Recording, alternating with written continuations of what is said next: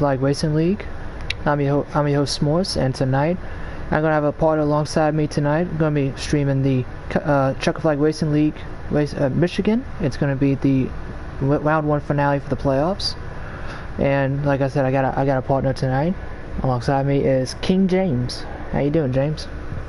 I'm doing well. How are you doing? I'm doing all that. And last week I came back and started helping out with broadcasting the league races. Last weekend was Dover, and it was a classic barn burner by Bradley, dominating, leading the race. But it came down to fuel strategy at the end, with Weasel getting his second straight win in a row, with he and Tegan pulling off a strategy move to come home first and second, and Bradley having the best call all night, all race long, comes home third, and he was rightfully upset that he got beat up by strategy, which is the name of the game. And there'll be some clinching in scenarios tonight for some playoff drivers. I believe, if I remember correctly, I think Ryan just has to start the race tonight, then he's into the next round. But Michigan is a wide racetrack, a lot of high-speed corners, some long straightaways, so you can get that draft and pull up to try to get to that car in front of you. But James, what are your thoughts trying to on this playoff format and trying to get to the next round of the playoffs with knowing tonight is your last chance? Well, obviously, it's just like regular NASCAR. It's a win you're in. If I'm not mistaken, it is a win and you're in type of format. Yes, you are correct. Even though no one really has one in the playoffs yet. It's just been on the same driver who hasn't been in the playoffs, or who is in the playoffs winning. But that just means that the people like Joshua, Harris, and Will Wright, they both need to be ultra aggressive. They are both on the outside looking in. From what I see, Mel 24 points below, Josh 34 points below. It's going to be very difficult to go and try to make it on points. So you're going to have to try and win here. And with Michigan being how it is, it's going to be a lot of drafting. It's pretty much Daytona Dega, but with having the lift because of how high drafty it is. It's going to be a lot of aggression here. And I'm just curious how aggressive it will be, especially from those two drivers, because they need to win. Other drivers don't necessarily need to win, but they need to win. And maybe people like the 22 and the 18 who are still kind of like right there, maybe they'll be very aggressive as well, just so they don't potentially fall below the cutoff line in case someone below the cutoff line wins. It's going to be an action-packed race here at Michigan, with the draft always being a factor no matter where you're at on the track. But let's go back to Weasel, like we mentioned earlier. Like you said, he's not in the playoffs, but he's won both playoff races due to strategy at Chicagoland and Dover last week. And knowing that he's going to be going over to the 41 car next year for Stewart House Racing with Teague, Kamal, and Ryan, with Hendrick picking up JB to fill in his role in his spot, he's always saying that he either clicks it and hits it at just at the wrong time. Either it's too early or too late.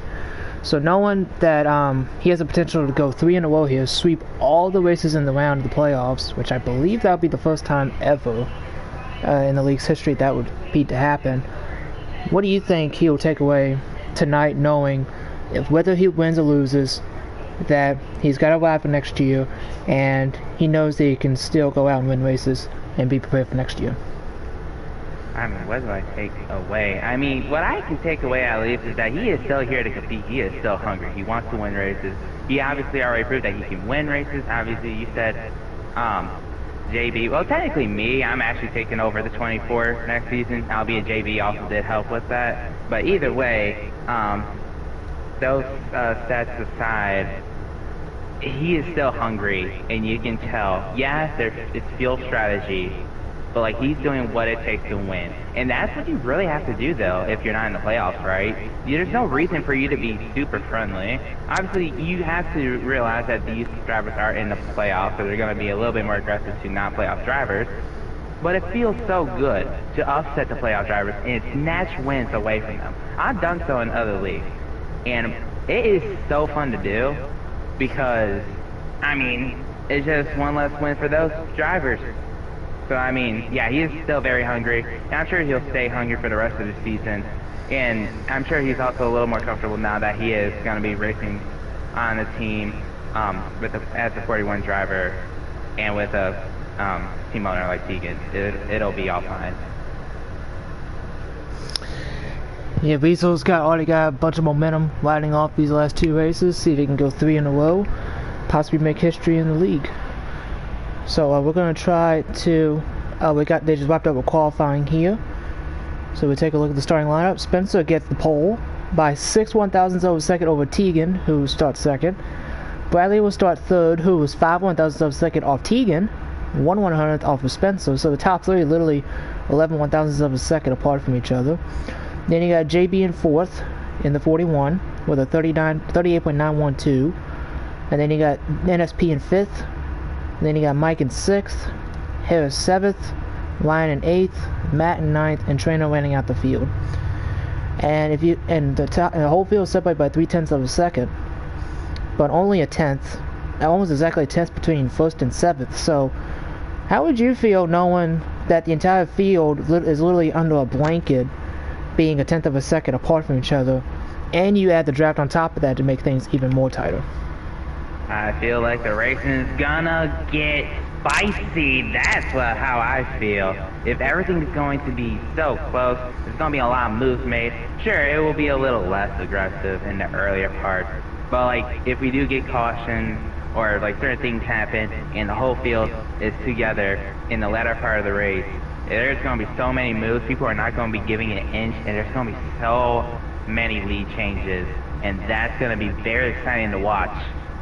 But we'll just have to see how everything unfolds. But this whole thing being under one blanket, it has the potential to become a very exciting race. It's gonna, like I mentioned, it's gonna be action packed. Usually, pack racing always brings that extra wow factor to it. So let's see if we try to get out some drivers in here real quick before they get settled in, get ready to get the drivers meeting underway. So while we start off with the pole sitter Spencer, let's see if we try to get him in here real quick. See what his thoughts are.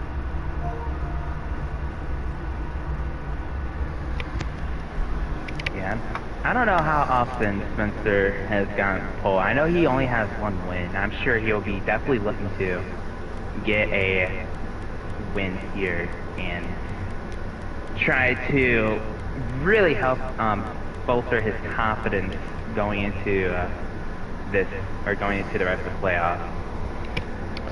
Yeah, he's hungry for a win. He's said it a couple times that he's hungry for a win. He's tired of he's already got 1 win. He's sick and tired of trying to keep coming up short, and he wants to get that. He wants to get that another win. Yeah, you can go and join Spencer if you're listening to the live stream. You can come on, hop in the party, have a little chat with you. Yes, sir. Let's do this.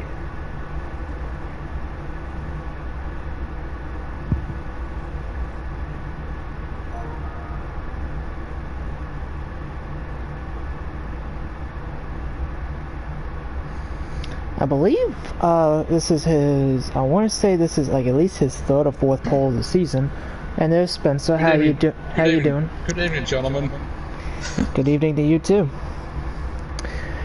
So we just looked at the qualifying results. You are on the pole. You are, I believe, 5 1/1000ths of a second ahead of Tegan, and another 6 1/1000ths ahead of Bradley. So, congratulations on getting the pole. What are your thoughts on tonight's race here in Michigan? Probably stay out of trouble and not screw anyone over. And I'll probably just be patient if other drivers are drafting. I'll just let them pass me, and hopefully get some stage points and hopefully a win. We'll see what happens. Because obviously I know Michigan is a drafted track, kind of like Auto Club, and the turn off of 2 can really bite you in the ass. James Gagnon, question for him? I do have one at least, Spencer. You are sitting fifth. You are pretty much comfortably in the standings, but you're not really clinched yet, per se. I know you kind of spoke about it a little bit with that last statement, but I do have to ask, how aggressive or passive will you be in this race, knowing that you're super comfortable, even though nothing is really guaranteed that you'll make the playoffs?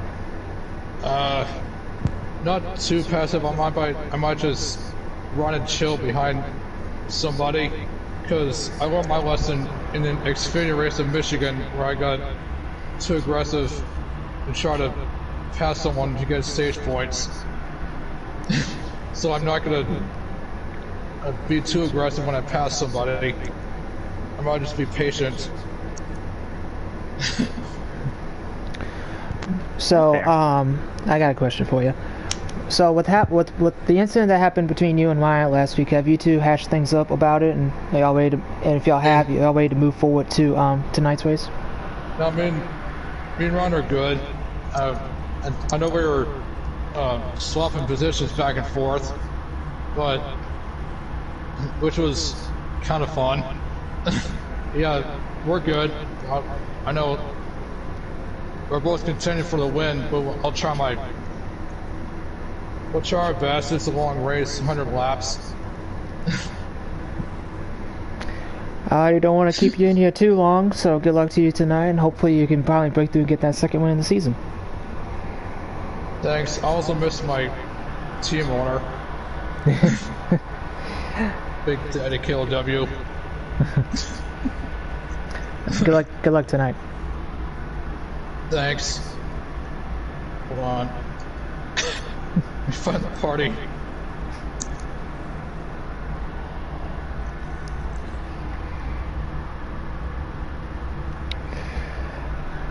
We do apologize for the language that Spencer had earlier. You can tell he's all fired up, ready to go. I want to try to get one more person in here, but I think it's getting close to race time, so I believe that'll be our only interview we'll try to get. Maybe we'll try to get one more in here. Let's try to get one more in here real quick, actually. Take a look at starting lineup. Let's try to get Bradley in here real quick, because he had the best call without a doubt last week at Dover. He did show his frustration coming home third last week, so we'll see if we get his thoughts moving on from Dover, trying to fight for the championship. Yeah, I mean, like you said, he wasn't too happy. I'm sure things have calmed down. I don't know how confident he is now, but we'll see and find out, right? Yep. And there's Bradley. How you doing? Doing good. That's good. Now, it was no secret last week that you had the best call always, and JB was hanging in with you on the long ones. He was getting to you in the long ones, but he just couldn't get around you. Typical of Dover. But after last week's dominant performance, you did come up a little bit short, coming home third. But what are your thoughts about coming here to Michigan, knowing that Dover's in the rearview mirror now? You're just looking towards that championship. Well, I want to complete a lap. I didn't get to complete a lap here earlier this year. Coming to the green flag, my motor decided to blow. But I did get a win here last year. Under unfortunate circumstances, taking out a teammate, but I had the win. If I can just stay out of trouble, don't speed, don't pull a mic and spit out entering pit road, I think I have a shot. James, got a question for him? I just have one. Obviously, you are undoubtedly clinched into the next round, so I do have to ask, I know you said your goal is just to complete a lap at least, but are you going to be aggressive in this race even though you're clinched, or are you just going to be passive, let people wreck themselves or do whatever they need to do? I'm going to play it by ear. I don't plan on being aggressive right off the bat. But if it comes down to where I have a shot at the end and need to be aggressive, I will be aggressive, just to get those extra playoff points for the next round. All right, thank you. Yep, we won't want you keeping you too long. You got a race to prepare for. Good luck tonight. Thank you, and have fun. Enjoy the race. Yes, sir. We'll try to.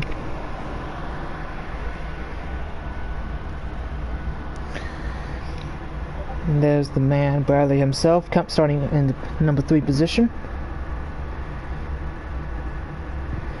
And now we'll just wait till we get the A-OK, and we'll be getting to the track. So taking Spencer's and Bradley's woods into consideration, what do you think is going to happen tonight between those two? Like, do you think they'll be bound for the win? You know, just trying to lock some laps, like Bradley said, or what are your thoughts on who comes out on top for anyone? That's a difficult question to really answer for me, at least especially since this is really my first time actually watching the Cup Series. You know, I have raced against a bunch of these racers before, so it isn't super new. But at the same time, though, I do think Bradley's going to be up front. He mentioned that he won last season, so it's not like he wouldn't have speed, even though it has been a year and his motor decided to blow up before he was able to race earlier in the season. But I do think he'll be up there. Spencer, as long as he's able to be mistake-free, I think he'll be up there battling it as well. Unless it gets unless there's like no cautions towards the end, and everything the field just kind of gets thinned out, then pretty much whoever has the best strategy or pits at the right time should be able to take it. Yep, strategy is going to play a factor tonight. Michigan always is a strategy race, no matter what series you're at. Yeah, I mean, now I'm gonna toot my own horn because I do that sometimes, but even in Xfinity series or no midweek series, when they visited a week and a half ago, it was a race I won, but I mainly won it off strategy. I was able to save enough fuel, everyone else had to hit an extra time. So it most definitely could be the case here.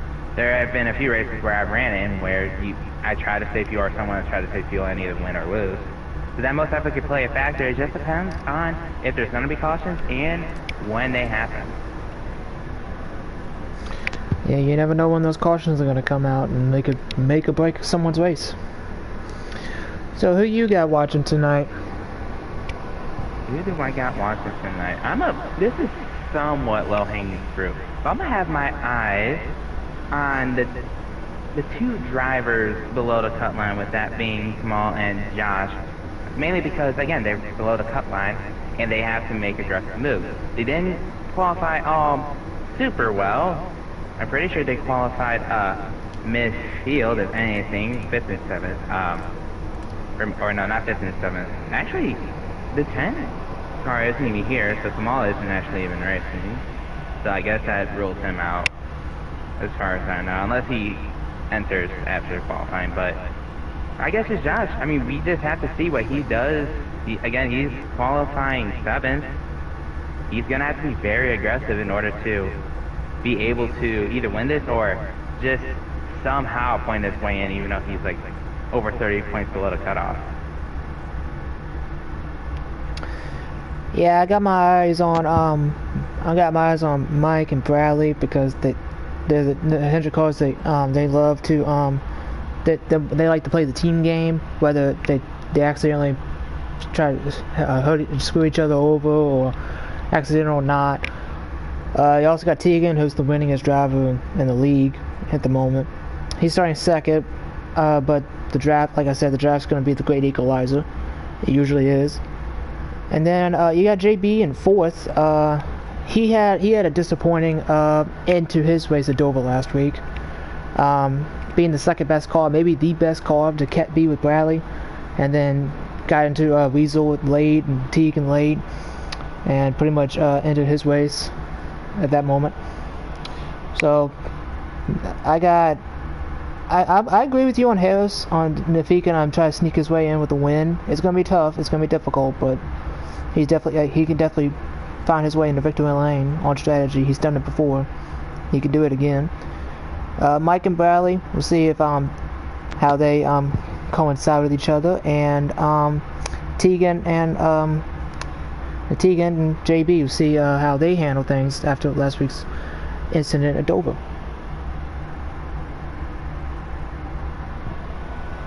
It'll definitely be interesting to see, especially since obviously those two, being Tegan and JB, are teammates. So as we mentioned earlier on, JB is moving to the 88/5 car for next season. So while they're still teammates, obviously we talked about the current Hendrick drivers, the Bradley and Mike, drafting each other. They're going to be team friendly. They're obviously going to stay teammates next season. But you almost wonder how, if that will be affected, or if the move for JB going to Hendrick will affect how Tegan and maybe even JB himself plays this race, right? You never know. Mm-hmm. Yep, we won't know till we get down to crunch time, when the checker flag is looming right around the corner. So let's take a look at the race and the race analysis, I guess you call it, for tonight's race. It's going to be 100 laps. So it's gonna feel like it's pretty long, but usually going around Michigan 38-39 seconds usually flies by real quick. There are two stages. Stage 1 will be 25 laps, very quick 25 laps. It'll sneak up right on you. And the final stage will be 75 laps, which that's the big circle point of this race, because I think that's gonna be the part where strategy is really gonna come in handy, and see who can either pull the strategy off correctly and get to the checker flag first, or who will have the speed and get home to victory lane and punch their ticket to the next round of the playoffs. And we just got the invites, just waiting for the queue to join. I definitely feel like this race will be very intense.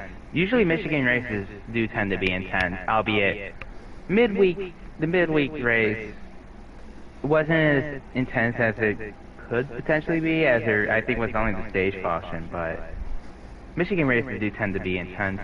We'll just have to see what happens here. Alright, so we have the queue to join now.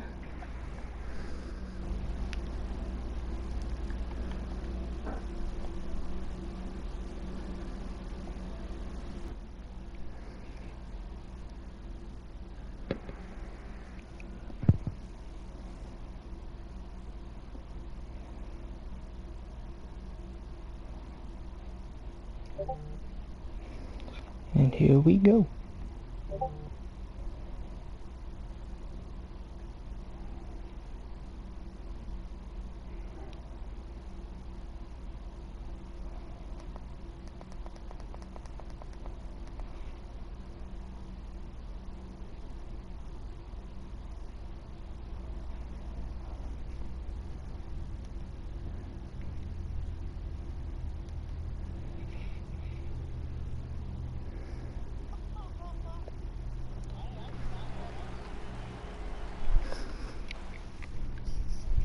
Oh my goodness! What just happened? We have a big crash. I don't know if it's lag. It almost feels like it's lag with how jittery the cars are, but... Yeah, I think it's lag.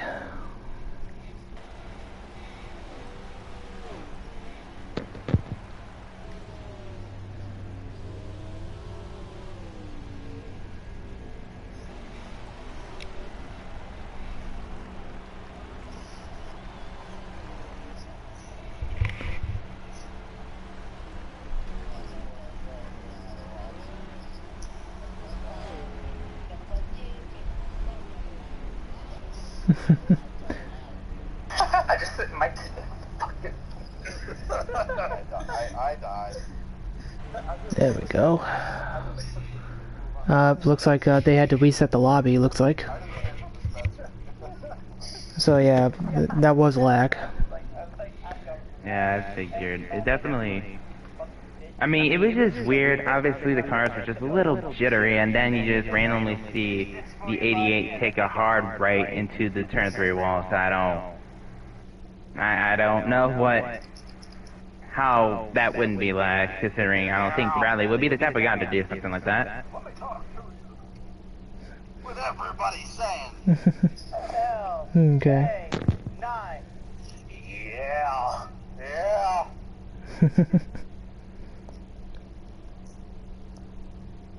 Oh, they having a blast. And we haven't even gotten started yet.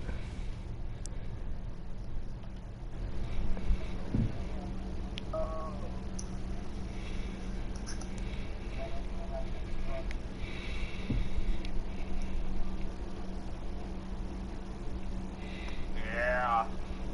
Yeah.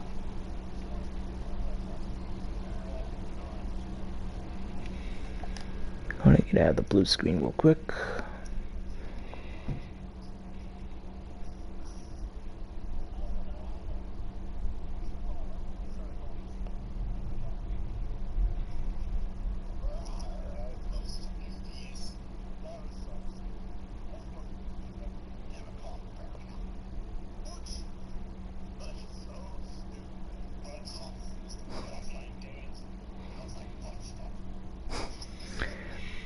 Man, they are having a blast.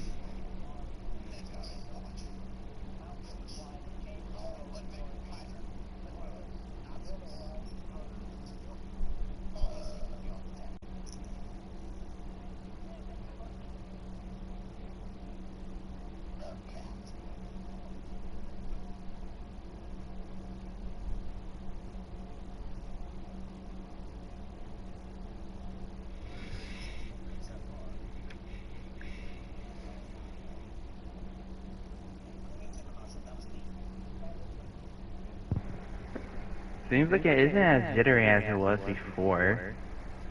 I think the lag has finally settled itself out now. Hopefully we can get some good racing without lag destroying the race. Yeah, there was a little problem with it last week. I dove in with the lag. But they didn't have to reset the whole lobby like last week, so.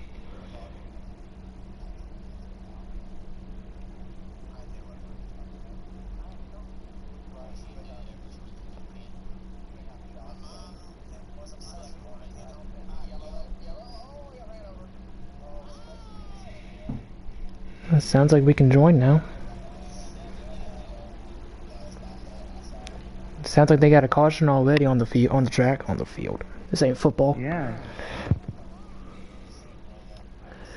Yeah, we're joining in this one a little late because didn't get the cue to join, but that's okay. So apparently they had a caution on lap 1. Seems like it was probably due to lag. And I believe it involved Harris in the 12.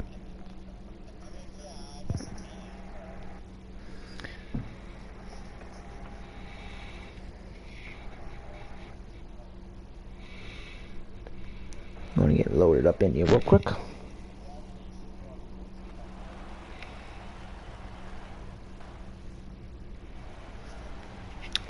There we go. We are in, and they are coming down pit road this time by. Going to believe it's going to be get the glitch fixed, I believe.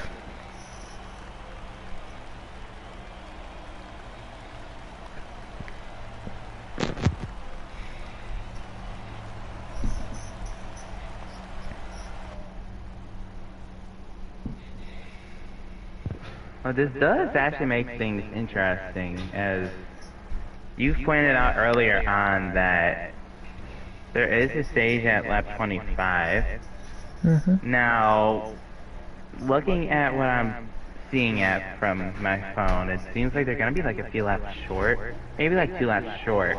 You almost wonder if some people might just take the gamble and try to maybe save, and maybe just try to get the stage points. Never know, I guess. Yep, we will see how strategy plays.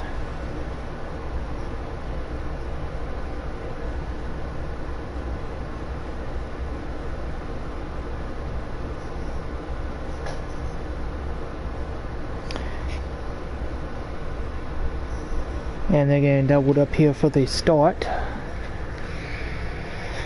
So to recap your starting lineup. Row 1, we got the 8 Spencer, the 4 Tegan, Row 2, we got the 88 of Bradley, the 41 of JB. Row 3, we got the 22 of NSP, the 9 of Mike. Row 4, we got the 12 of Harris, the 14 of Ryan. And running out the field is the 48 of Matt and the 42 of Trainer. So it looks like Spencer has chosen the inside lane here for the initial start. And going to come through turns 3 and 4, going to take the green flag here.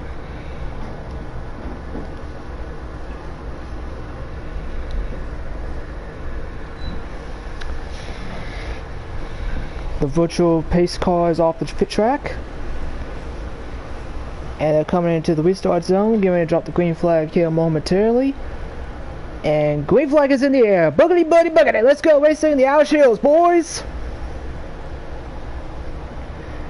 Man, that outside lane just disintegrated, not even halfway down the front stretch at the end of turn 1. Yeah, Ford did not get a great start. Ended up dropping already to third. Just nothing waiting for the inside lane. As they come up in turn 2 down the back straight for the first time of the race. Tegan in the 4, trying to move to the inside, 88 of Bradley for second. NSP in the 22, looks like he's going to hop right behind the 4 Tegan at the end of turn 3.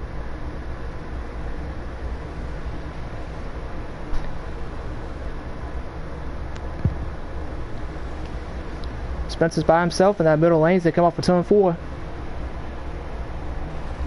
Spencer will lead lap 1 as they're all on the apron with Tegan second, Bradley 4th, NSP 3rd, and running out the top 5's Harris as they fly down back into turn number 1. Harris already making up a few spots. Looking to already also go to 4th. Again, do you want... Obviously, I think people at home should also just watch for him in general as, well, he does need to virtually win this. Not... He doesn't have to, but he does need to win this pretty much.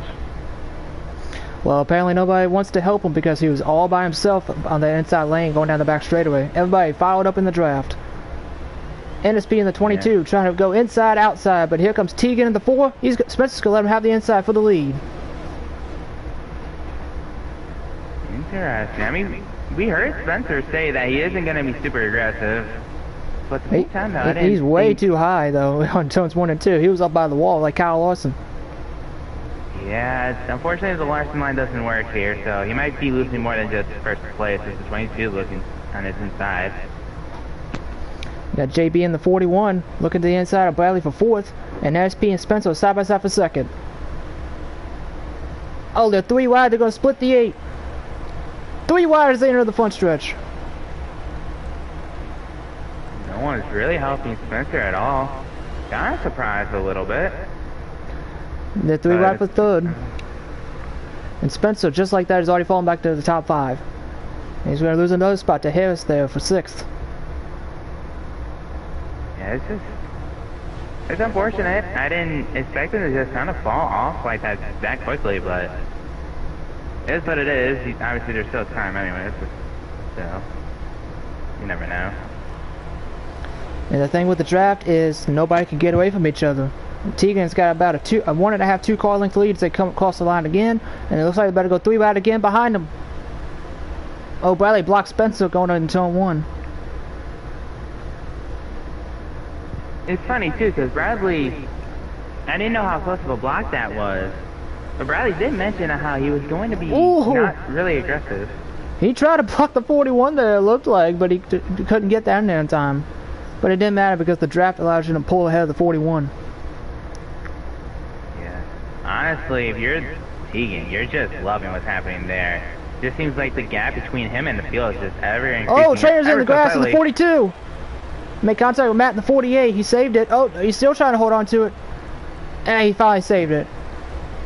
We keep it straight. Still green. Yeah, you almost wonder though if they're out of the draft. At least they have a few stages. They at least have a stage coming up soon to allow them to catch back up, but it's not something you really want to see happen if you're either one of those guys, especially to try and fight for stage points. Here comes Harris making a move on Bradley for 3rd with help from JB.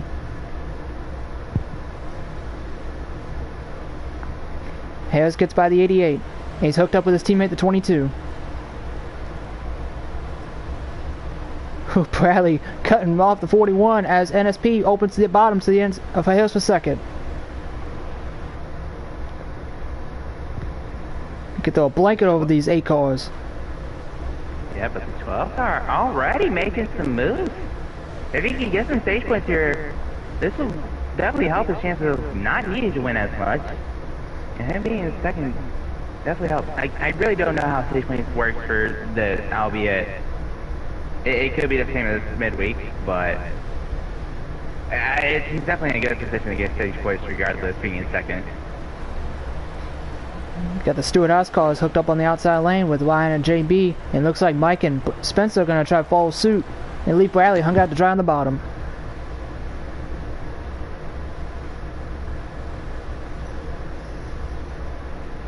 Bradley and Ryan are side by side for 5th, but they still got the 4 leaders right in front of them. Harris is going for the lead on Tegan with help from NSB. Oh my goodness.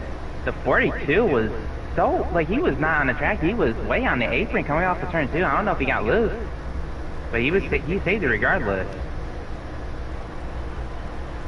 Meanwhile, the action's tightening up front. You got Stewart House on the outside, Penske on the inside. Who's going to lead at the line? It'll be Harris on the 12 taking the lead away. What's Bradley going to do in 5th? He's going to go with the 4 and the 41 or the 12 and the 22. Ooh, Harris got a little bit on the apron there for the lead. He slid up the track a little bit. Definitely not going to help them. Bradley looks to be sticking with the Stewart Haas boys, so That's going to give the momentum to the outside lane. And they're packed tight together with the 4 and the 41. although this descended in there. You got 5 cars on the outside lane, 3 cars on the inside lane. This outside is going to be rolling. Oh, Harris clear for the lead. They're 3 right for second, just about, but JB pulls back in line behind the 4, behind Tegan. Oh, contact there between NSP and Bradley. Oh, more contact between teammates. Between the 4 and the 41. The 41 has slide up the track, and that is tight. They were just about 3 wide. Ooh, that was tight. And that's going to cost JB as Bradley takes 3rd. NSP is now side by side with JB for 4th.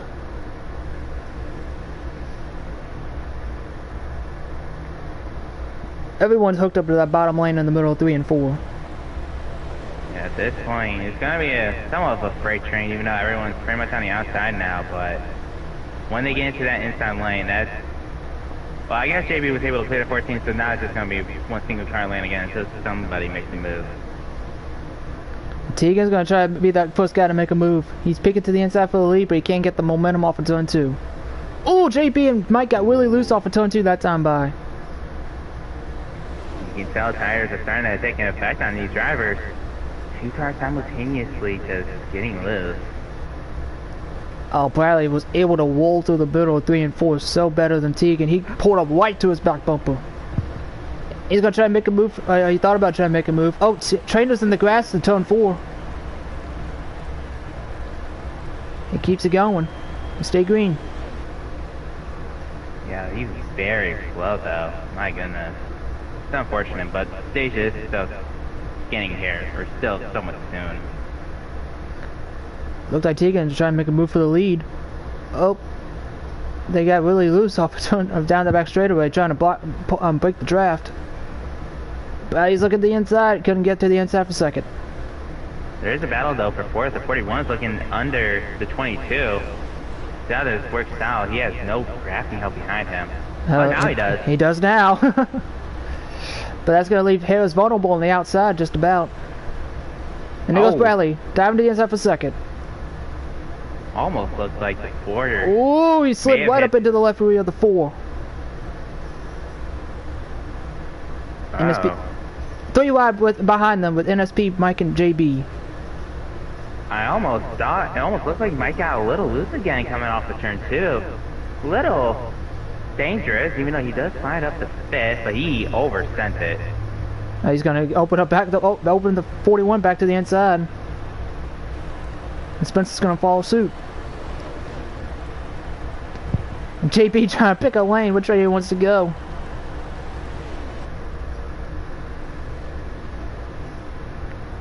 Ooh, Spencer was slower than Mike in the middle there, 1 and 2. And they about made contact.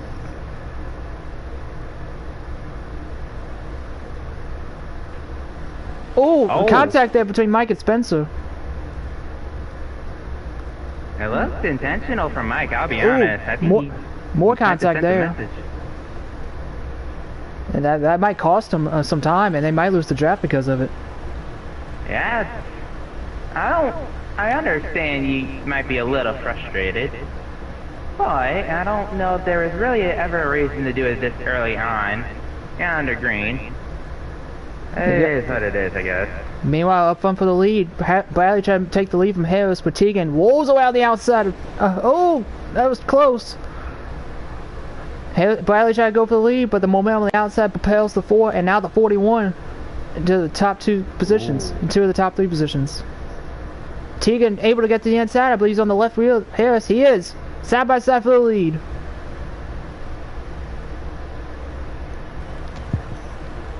And it'll be Tegan at the line leading that time by. Yeah, but Tegan has no more help now. But going into this corner. He's all, oh man. Oh, yeah, contact there in the back between the 22 and I believe that was the 41. Tegan back out front, and Bradley's gonna try to fall Tegan and try to get second. Yeah, almost some more contact between the 8 and the 9. I don't think the 9 respected the 8 to be on his right side there. No harm, no foul though. Ooh, but SP slid right in front of the line there. Ooh, Spencer's almost in the grass. They're 3 wide for 5th.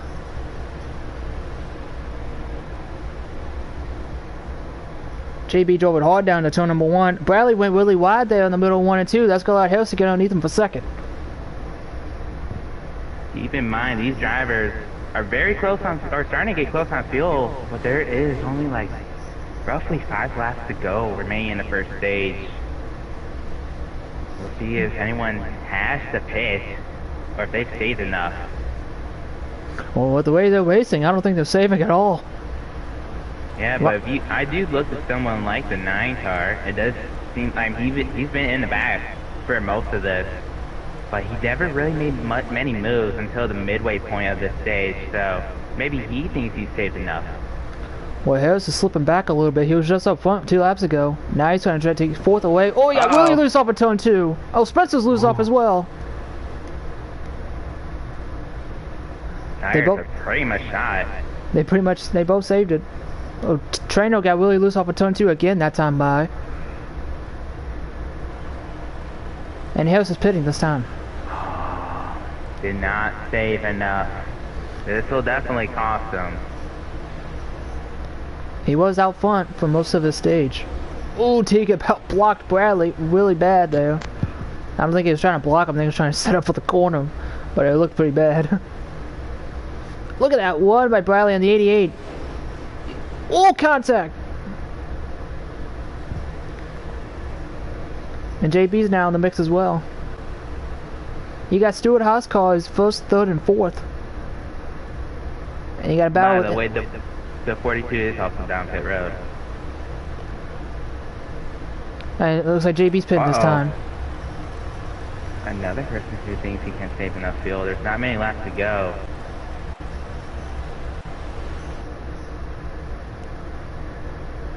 Well, everyone's single file throughout the top 6 positions.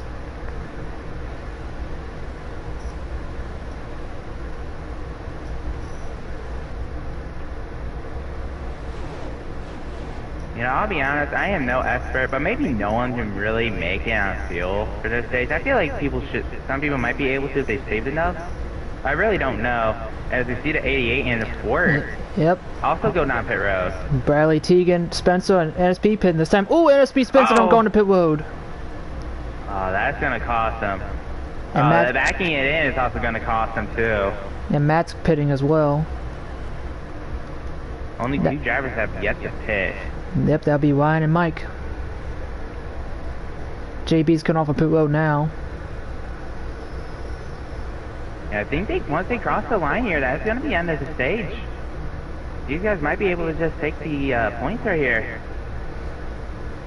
Mike trying. I could be wrong. Mike trying to catch Ryan for the lead, but Ryan's pitting this time. So is Mike. Interesting. Oh goodness. Mike hit the inside wall. So these are the last 2 jobs to pit. Yeah, I'm looking at his entry again. He just ended up hitting or running over the grass and just really hurt his entry as a whole. He's going to be losing a lot of time. NSP is coming out pit road. Trainer again loose off of turn 2.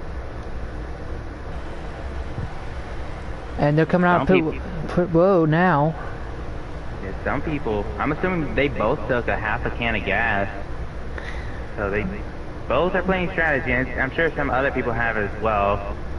As at least I see the 8 go by the 9. Yeah, so it looks like Spencer was second now, with Ryan being your new leader, I believe.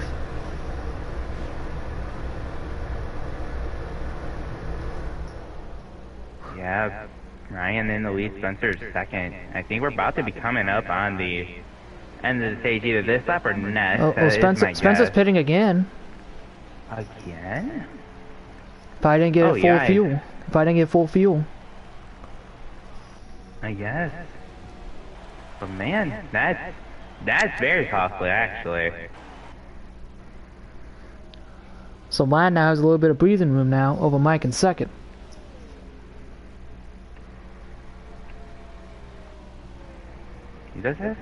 Mike does have his teammate behind him. I don't think they're going to be able to catch up, but if Bradley somehow does get close enough, I don't think it'll happen. Who knows? Maybe we will have a battle for a second before the end of the stage, but I don't know if that's really going to be happening.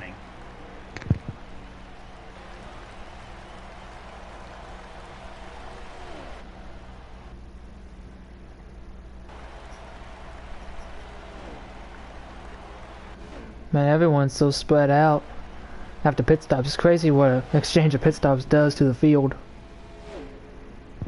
Especially since pretty much like some drivers just came by themselves. Obviously, the biggest group to come in together was a group of 4. Yeah. It seemed like other people had some strategy to play for this.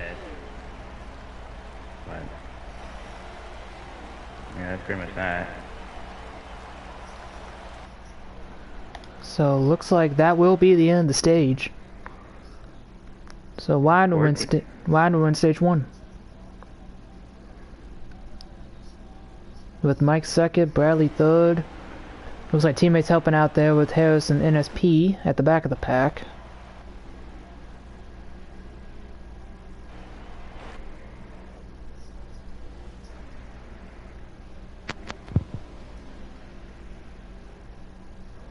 So Tegan will be 4th, JB is 5th. Trainer goes off track off of turn 2 again. Yeah, I like the strategy that the 9 and 14 played. Very nice, being able to, especially for the 14, being able to get the stage win. Being in. I mean, he was somewhat close to the lead before he pitted, or before pit stops began, but he did very well with this strategy. So here's your stage 1 results. Ryan with the stage win, Mike is 2nd, Bradley 3rd, Tegan 4th, and then JB wins out of the top 5. And then you got Matt in 6th, who's one of the first guys to pit. Then Harris 7th, NSP 8th, Trainer 9th, and Spencer will unfortunately get last because he didn't get a full fuel on his pit stop. But I don't think he went a lap down, but even if he did go a lap down, he'll get the free pass here. But I don't think I don't think he went a lap down. Yeah, I don't think he went a lap down. So I guess now you get some 4 fresh Goodyear Eagles and be flying for this for the start of the final stage. Yeah, I will at least say this though. Oh, so he got a penalty for merging onto the track too soon after his pit stop. Interesting. I was gonna say pit crew might need to step it up a little bit, but if it's a penalty, they can kind of afford it with how big of a gap he has. But you really don't want to be making those types of mistakes in the playoffs. It could be very costly sooner or later. So we're going to be doubling up on the restart this time by. Looks like Ryan's going to pick the outside lane for the restart.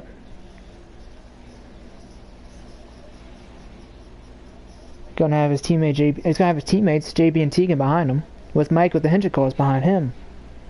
with Bradley and Matt. So it's going to be Stuart Haas versus Hendrick. Typically, whatever lane the leader's in, typically the momentum swings into their favor because they're able to fire off first.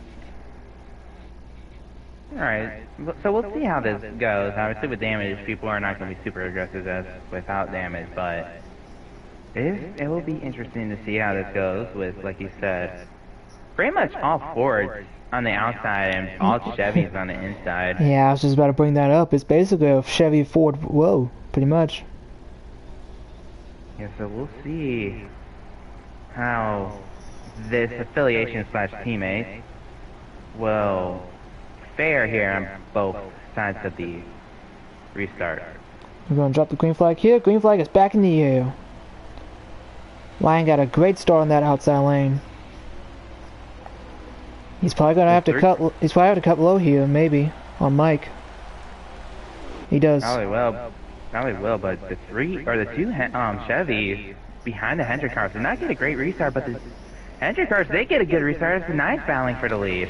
Yeah, I think Ryan wanted to pull his teammates along, but I think that might cost him here. They are formed up really well on the outside lane as they head into 3 though. Oh, Bradley leaning on JB there. Gonna be teammates next year as well, as JB's now taking 3 wide. And they're 3 wide behind him with JB, Matt, and I believe that is they're near the grass. Oh man, they're about 4 wide almost. Oh, Trainer's on the apron, it's on 1. He should be fine, per usual. But Mike's your new leader. Oh, they're about kissing the wall for turn 2. The top 3 are pulled away from the field already, with Harris and Tegan side by side for 4th. There goes Bradley to the inside for 2nd. A lot of battling with the people in the mid-pack. I understand you want to battle. Just make sure you guys at least stay with the leader, so seems like they're going to be able to, though. Well, Harris is all alone on that inside lane as they head to turn number 1.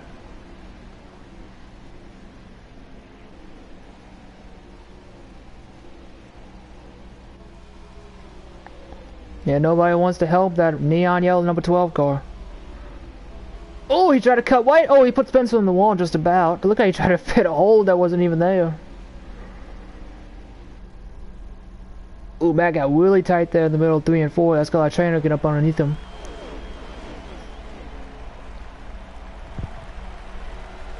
Everyone on the apron as they hit down the front straightaway, trying to break the draft. Yeah, and they slide back up to the wall.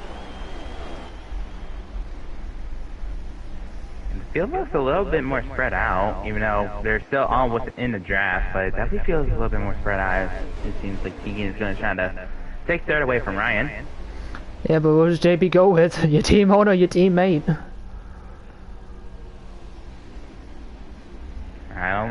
I don't think any choice is really wrong here. Just gotta do what you gotta do to help yourself, seems like. And it looks like looks like Ryan's gonna fall to the back here, maybe. Yeah, there's so many cars on that inside lane. Ooh, Spencer, that was close. 41 tried to take a peek under the 4. Wasn't able to do much with it, but be interesting to see how this battle would maybe form as the 4 finally caught back up to the 88.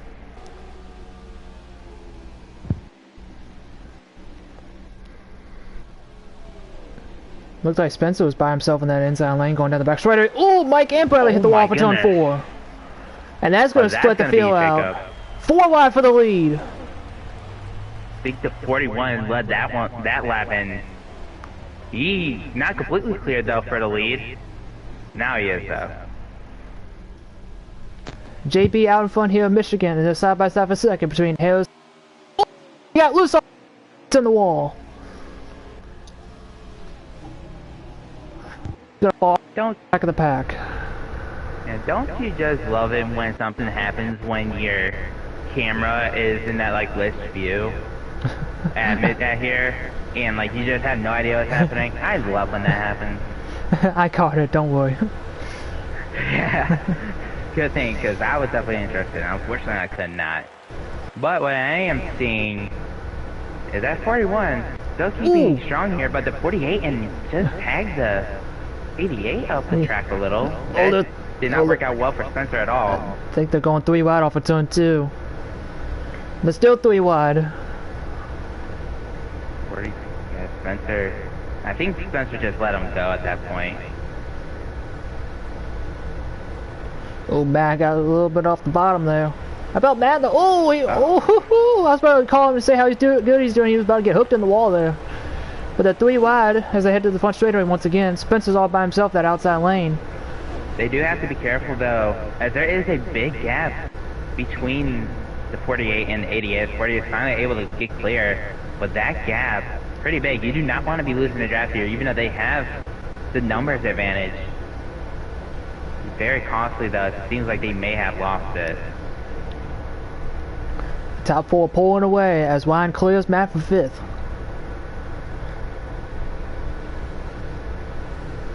On the 3 wide for 9th with Spencer, Matt, and NSP. Again, this is not what you need if you want to have a chance to compete for stage 2. You gotta sort yourselves out here right now. You're just letting the front 4 pull away here. Here comes Harris underneath JB for the lead. Harris is definitely hungry, making moves. And he wants to reclaim that lead back as he's able to try to at least send it off into turn 3. Mike backed up the corner going into turn 3. But he falls back in line. What the lead change did do though was allow 5th on to catch up quite considerably to the front 4. I don't know if they're really in the draft yet, but they're ever so close to being able to taste the draft. Yeah. I don't think Mike, Bradley, JB, or Harris want to go side by side because that's going to stall each other out and allow that second pack to close up on them. Yeah, already did. They still have a good enough gap though, but that other pack is formed up and they do have the numbers advantage. So it could definitely work out in their favor, but really you just kind of hope that one, they don't get side by side, meaning the front pack, and 2, you hope that Bradley doesn't drop back a little too far before the 14 gets the step of his draft.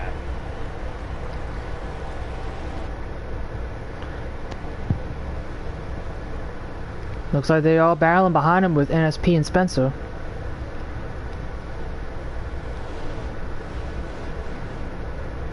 And they fall back in line now.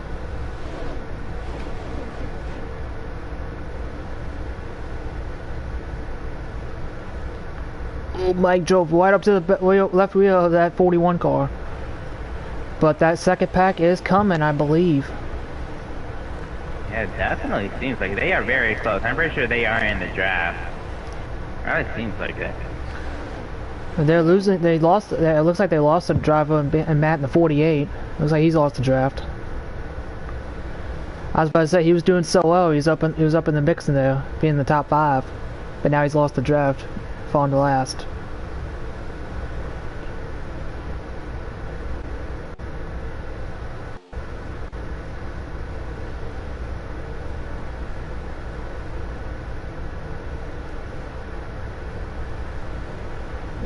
Ooh, that's getting tight. Looks like Mike, they're about to battle for 3rd, just about. Looked like Mike was going to try to go to the outside of the 41. We thought better of it. I think he didn't even try to. I think he just had a little bit more momentum than he wanted to, and that definitely checked up the field or checked up the pack to where 14 is pretty much in the draft of the 88 now. Contact! Oh my goodness. Oh, that's going to bring the pack to him. And Ryan's there. It looked like JB got loose and the 9 was peeking underneath him. And I look like Trainer's lost the draft too. It comes. Yeah, I think JB's trying to go for. Yep, JB's going for the lead on the outside of Harris. Mike's going to shoot 3 right to the bottom. He thought about it. But now they're 3 right for 3rd.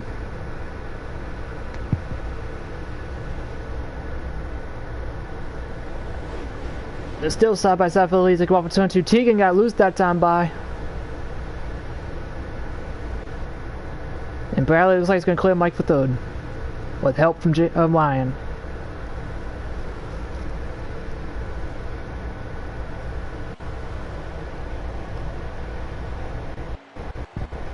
And now they're back at single file. Maybe. JP tries, I think he tried to go to the outside, but Bradley filled that hole.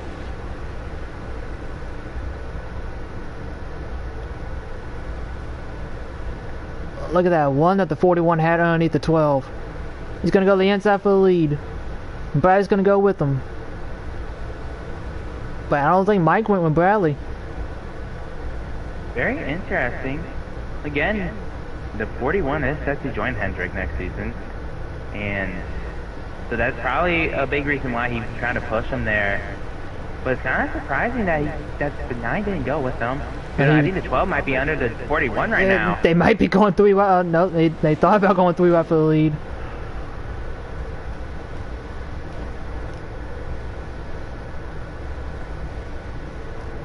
Might be going 3 wide right here. Yep, they're going 3 wide for second. They thought about it, but they keep it going. Bradley and Harris are bound for second. Harris is definitely holding very strong on the outside as Mike almost hit the wall, drove up a little too high for my comfort. Mike's gonna try to help Bradley. JP's looking at the block. Yeah, that 14 almost got a run with the help of the 8.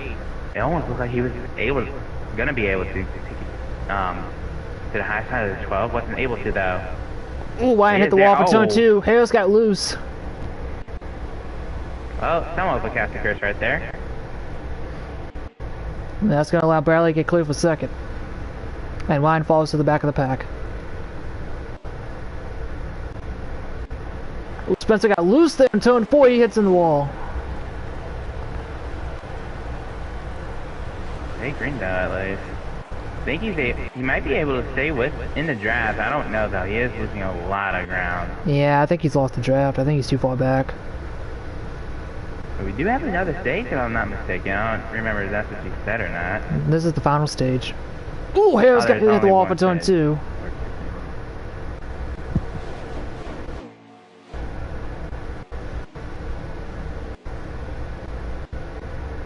Yeah, we already wrapped up the first stage, so we're in the final stage now.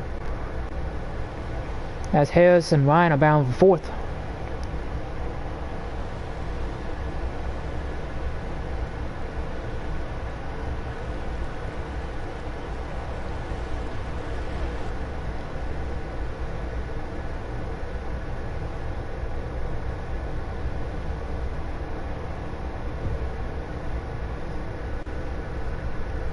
It looks like we've gone back to single file again. Oh, battle for the lead. Bradley and Mike, teammates. And that's just for second. That's going to allow the second pack to catch back up and go after JB.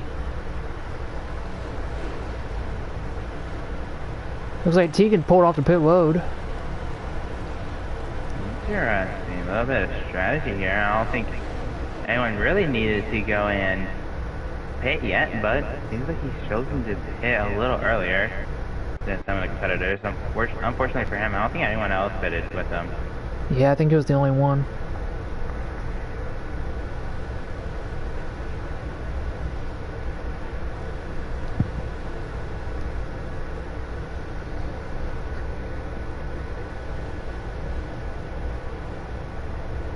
Looks like Harris is going to pull off this time by the pit road.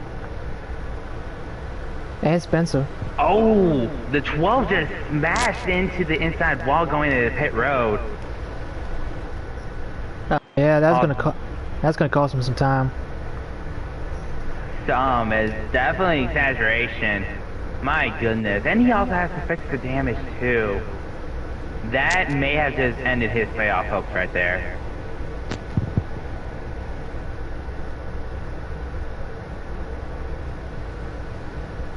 There's always a possibility of a caution, so you never know. And it looks like the next batch of cars are going to come down pit road. Oh, and it speeds around again. Yep, and it speeds around again the 22 as the top 5 pull off pit road. And I believe that will cycle out the pit stops.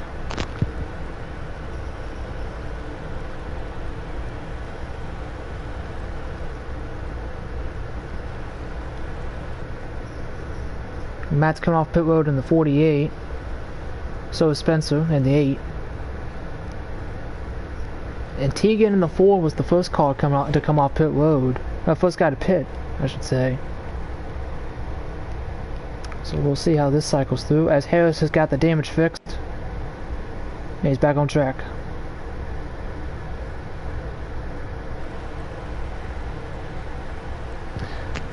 Well, the front four has exited. We'll see how they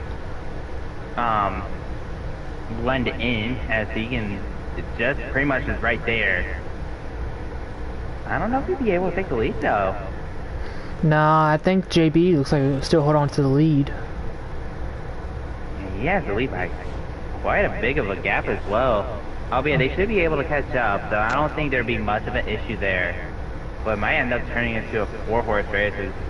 Only the front, or the second through fourth are really connected. The 14 and 8 aren't really connected at all.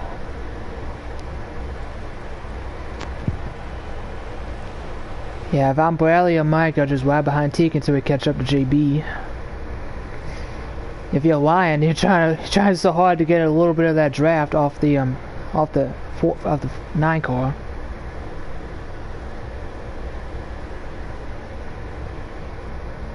But I think Ryan won't be able to catch up to the top 4.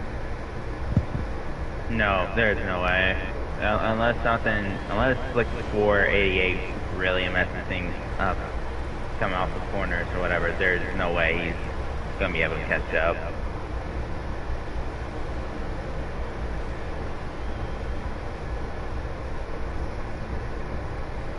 Speaking of catching up though, these boys in second, third, and fourth have just about caught up with the leaders. Yep. Getting closer at least. Not quite there in the draft yet, but I'm sure that will change in a few laps. Looks like NSP and Matt are battling in the back there for 7th. And looks like NSP will let Matt hold on to the spot for now.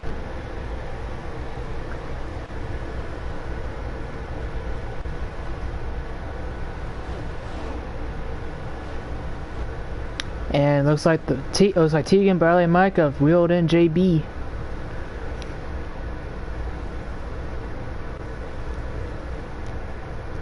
And NSP did get by Matt, that for 7th.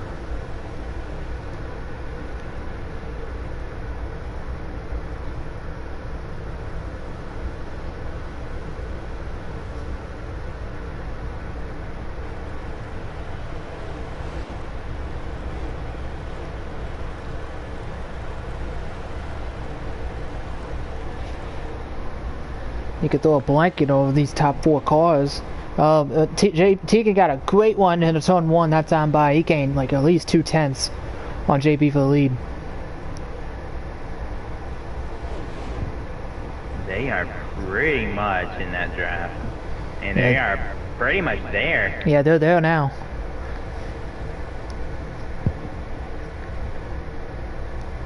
What are they going to do here? Are they going to just ride? Or are they going to try a battle?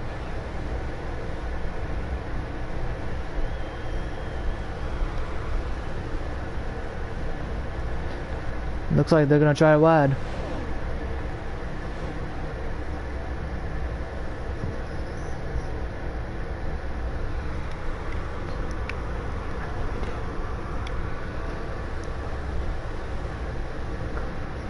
What do you do if you're Bradley or Mike in this situation? Knowing you got 2 teammates in JB and Tegan in front of you.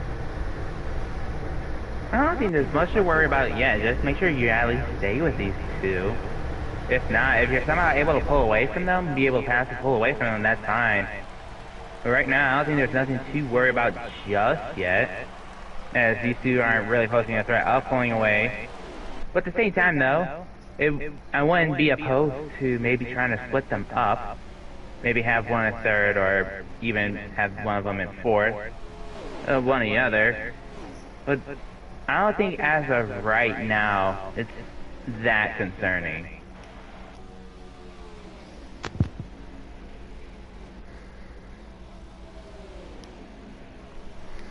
Give you the current running order real quick. You got JB in the lead. Oh, that was close for Tegan. Who's in second. Then you got Bradley third, Mike fourth, and Ryan in fifth. Then you got Spencer in sixth. Then I believe NSP is seventh, Matt is eighth, Harris ninth, who spun going on to pit road, and Trano runs out the field. That's your warning order at the moment. Oh, Tegan got really loose off of turn 2 that time by. That's gonna let Bradley get to the outside for second. Well, that's pretty much all you needed from the Hendrick camp, right? Unfortunately, the 9 wasn't able to get past the 4, but the 2 Fords are lit. So are the 2 So Chevys. that, yeah, it's unfortunate, but, you know, it could be worse. Right? Especially since the 4 is technically all sequenced with them by like a few laps. They're not, the tires aren't really the same. Ford definitely has Oh, a... Tegan was on the apron there. He about stacked up Mike as well. You might have to be careful because remember, Tegan's tires are definitely a little older. And that draft might be gone. Yeah, I was supposed to say that they might have both lost the draft because of it. It did look like though that they were, or Mike was pushing the 4. Oh, he's not gonna to the push him corner. now. He's on the inside for third. He feels like he got screwed. He got screwed by Tegan, so he's gonna make him screw. He's gonna screw him over.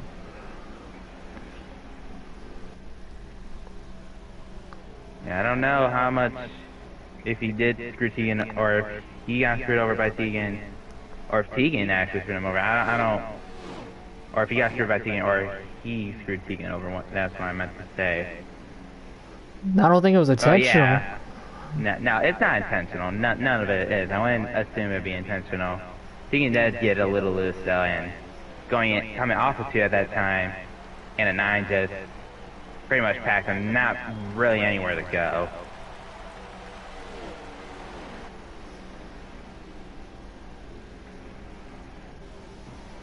Does look like those 2, or there's not 2 packs of 2, or 2 groups of 2 pretty much. We're in the top 4, and obviously no offense to the 4 car, but with those older tires, he is not going to be much help to the 9, so this could just end up being a 2-car race between the 41 and 88, barring there isn't a caution. It does seem like Mike and Tegan are starting to wheel back in JB and Bradley a little bit. I think it also helps that Bradley is taking a wider entry going into turn 1.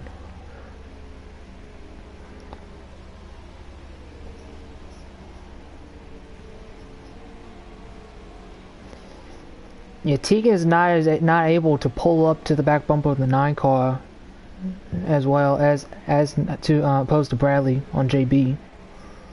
Yeah, those tires are just not doing him any favors, unfortunately. But it's obviously not the end of the world for him, as he's gonna most likely be the first one down pit road again. So he'll be able to at least catch back up to the lead pack. As for the 9 car, on the other hand, I don't know how much that will help. But who knows, maybe he can get a way better pit entry than the others without speeding. We'll see what happens. I'm gonna knock on wood for him just so I don't cast or curse him.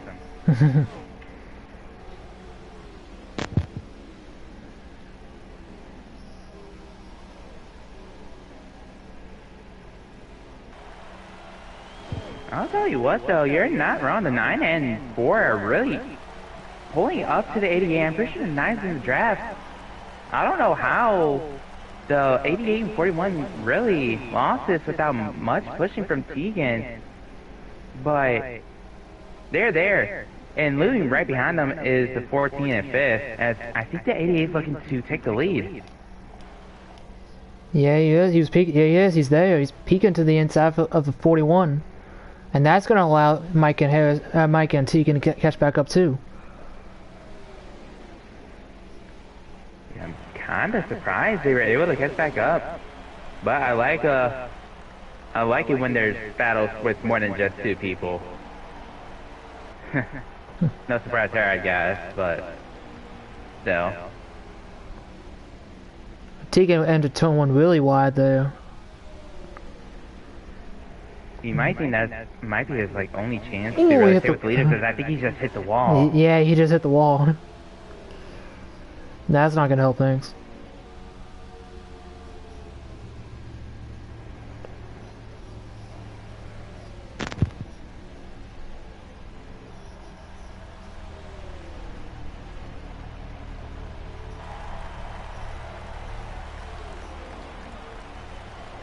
Looks like Trainer's come off a pit road and completed his pit stop. His second one. This house might be starting to come. See right now, that just, or you just wonder now when Tegan's going to be coming down pit road. He most definitely will be the first of these league group of people, group of cars to go down pit road.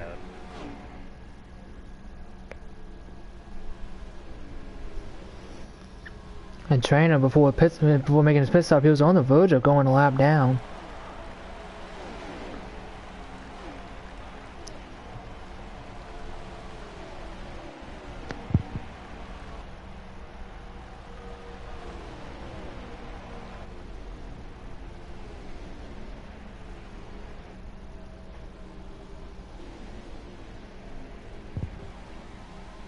It looks like Mike might get to the... No, he pulled back in line. I was about to say, it looked like Mike was going to try to get underneath Bradley for second.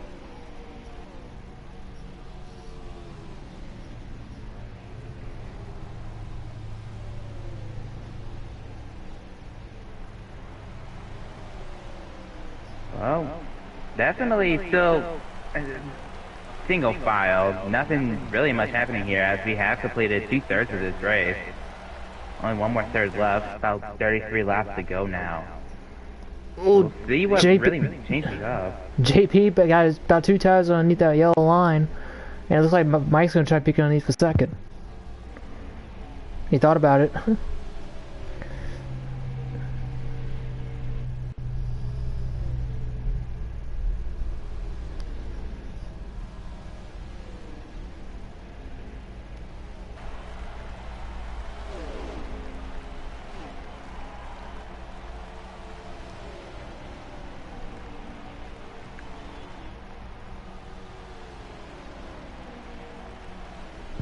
You know, I'm gonna be honest here. Obviously, we've been watching the front four for a while, but I am honestly impressed with how the 14 has ran Whoa. in this field run right here.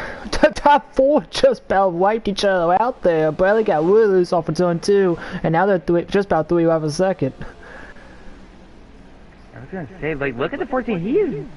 He is getting closer, especially with what's just happened here. But oh, the 4 might be going down pit road. That makes sense then. But the 14 is getting ever so closer. He has pretty much stayed with him the whole time, if we're being honest. NSP just wrecked harder going to pit road. That's the second time that he's crashing in that pit road wall. Yeah, I don't know if it's gonna cost him much, especially with where his teammate Josh is running, but still something you do want to clean up at least for when as the playoffs continue.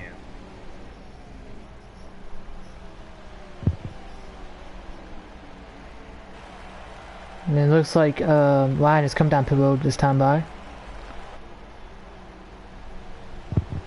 It also looks like the 88 and 9 has just kind of faded away a little bit. The 41 pulling away. I don't know if they're really even in the draft of the 41 right now. Well, I mean, Bradley did have a moment off of turn 2. That stacked everything up. Fair enough. But man, I don't know. And it looks like they'll be pitting this time. The top 3. Oh no, there goes the Mike! Or the 9! Yeah, Mike just pulled a NSP. That's that's what Bradley mentioned earlier. He hopes he doesn't have another Mike mistake. Well, he just had another one. Yeah, I mean, he's pretty much safe in the playoffs anyways. Yeah, I know Michigan's pit road can be a little tricky as he go through or get on the pit road with the banking and whatnot, but you have to be a little bit more cautious with that. Even though, yeah, I think just took 2 tires. Yeah, I think Mike to counteract the fact that he just took 2. That he just spun off the road. Yeah, he just made up a ton of time. And the 4 is going to blow by the 41 and also the 88. That may have worked out in his favor, but at the same time, I don't know if that's how well this will work out. Yeah, I don't know how much damage Mike got from that contact with the wall.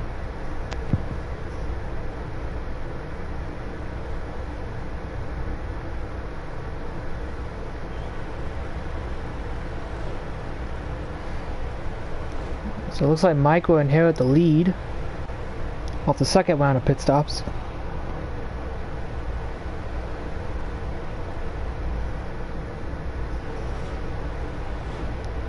And it looks like Tegan will be second, JB is third, Bradley is fourth, and Ryan's fifth. There's no one connected though. I have no doubt in my mind the 4 can catch to the 9, catch up to the 9. But the 41 and 88, I don't know if they can really catch up to the 4. Even though they do have like 2 lap pressure tires, still it's like, we are talking about Tegan right now, right? Yeah, then the 4.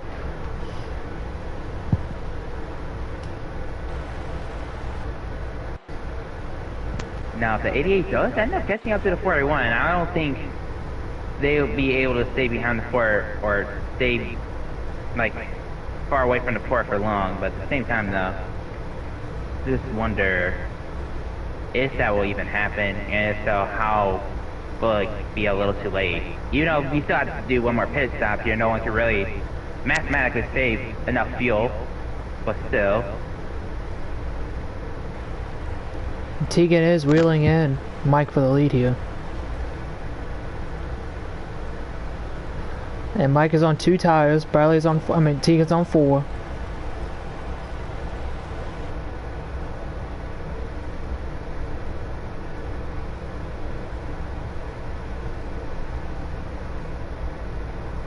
Yeah, those 4 tires are just so much better to the corners.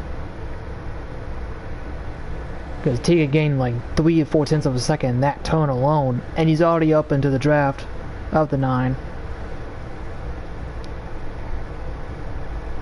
Here goes Tegan to the outside for the lead. Yeah, I was gonna say, it was Mike's just gonna be a let him matter have of how... Oh! Side draft. I don't know if he's really gonna let him have it. Let me tell you, that contact. I mean, Nine's definitely fighting back though. He's not gonna let him have it so easily, but I don't think he has much of a choice right now. Still side by side for 2, but Tegan's gonna claim for the lead.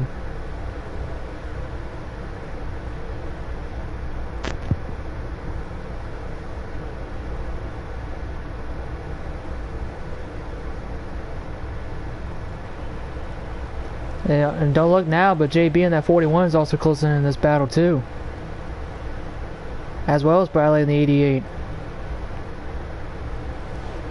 And like you mentioned earlier, Ryan in the 14, he's just hanging in there.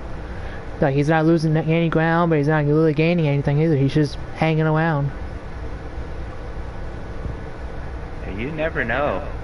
Maybe this 14 can come to life once the next batch of pit stops happen. Or maybe he'll play some type of strategy and be able to stay in the lead. You never know, of course.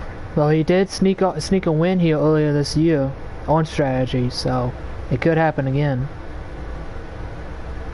It looks like the 41 is caught up to the 9, at least in the drafting part. Yeah. That actually has helped the 41 a little bit, because 9 did stay in the draft with the 4 for a little. Now I guess it's just a matter of how much the 9 is going to really be fighting the 41.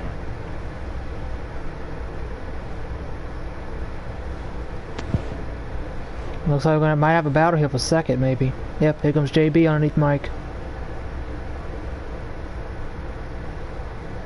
And Mike will let him have it. Put that 41 car up to second place. The 9 just...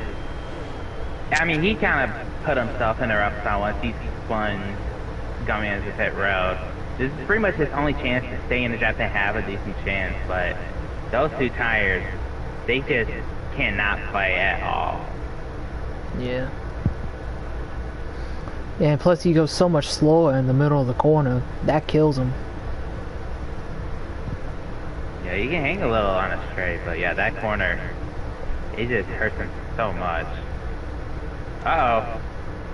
Bradley got, or not Bradley, excuse me, Spencer got a little loose coming off the turn two. Nothing really happening from here, even though the 48. Oh my God! He's wrecking off. He's wrecking off the pit road just about. But he gave up on that strategy. Well, they are right within their fuel window, so definitely not the worst time to do it. But yeah, I don't know if this. I mean, I guess he couldn't really stay out, right? So. Yeah, like you said, like you said, he put himself in a box and really had no other choice.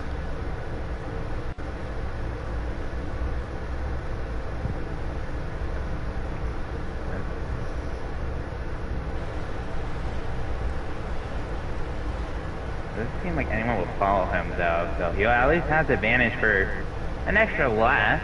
Don't know how well it will really help him though, I guess. Yeah, he just gone a lap down. I will say that the 41 is definitely catching the 4 car, even though there is lap traffic ahead of him, and he'll probably, and the 4 will probably be able to get some of that draft, but the 41 is definitely catching. He definitely has a little bit of a faster car right now between the two.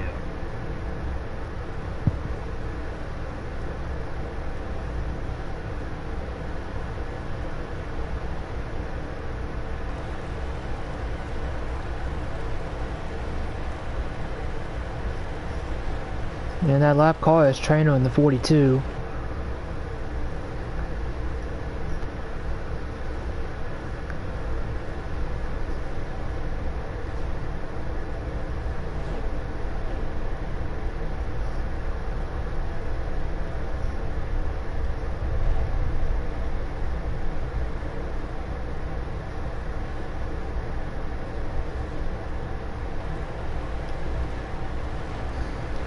Pretty much everyone's in their own little bubble except the top 2, top 3. Yeah, pretty much. Everyone's just chugging along. Yeah, the 88 hasn't really made up any ground on the 41. The 14, as mentioned before, he just pretty much just stayed where he's been in relative to the 88. There might be a little bit of a battle between the 8 and 48, as they are actually in the same draft of each other. See if anything really happens from here, but who knows, I guess. Looks like Trainer's pulled off to make his pit stop. So there goes that lap traffic that we were just talking about.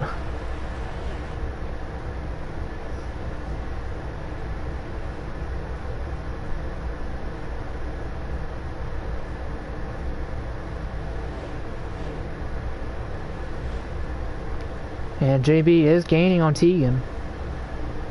Just ever so slightly, little by little.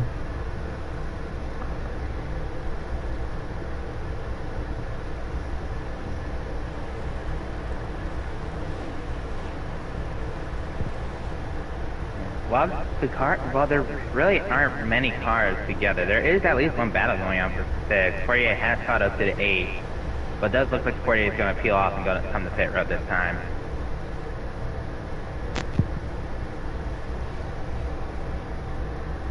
Ooh, Tegan got loose off of turn 2 really bad that time by up in the lead.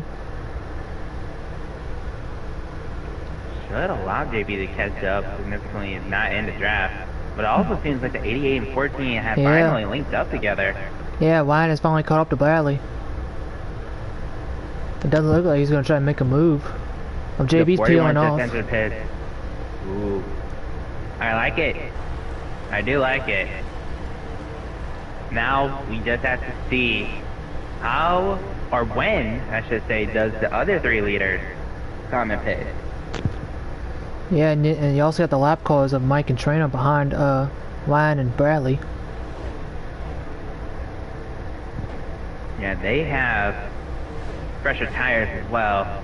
As looks the 14 is looking the inside of the 88 for second, or at least right now. He thought about it. Yeah, at least thought about it. So JB stayed out, but Ryan's pitting. Ooh, Trainer got loose off of turn 4 underneath Mike. He saved it.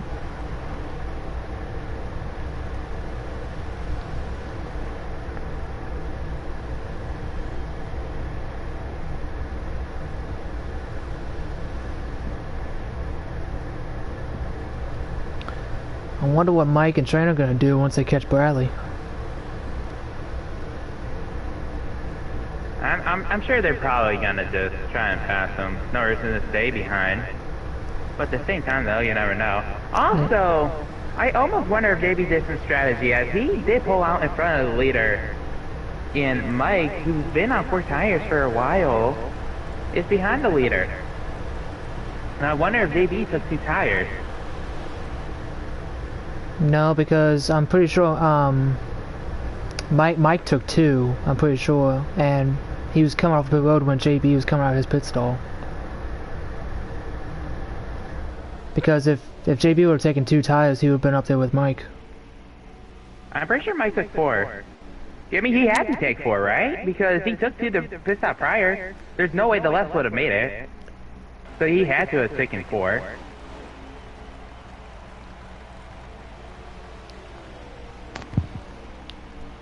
Well, he must have had a really fast 4-tire stop because he was way behind JB when they pitted, and he came out way ahead of him. Unless JB is... No, JB is in front of him. Yeah, JB's the leader. He hasn't pitted JB yet. is not the leader. Tegan's the leader.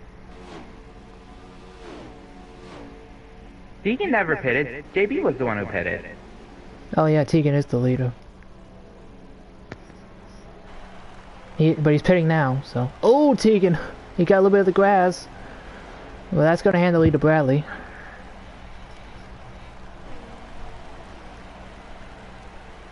You almost wonder if Bradley is just staying out, just hoping for a caution to happen. But there's really no one. There's really no one around each other except for Mike and Trainer. I'm pretty sure. Yeah, but not only that, but there's barely anyone the lap down, considering of people pass them and there's ultimate strategy. So I guess we'll see what happens, but like, I don't know.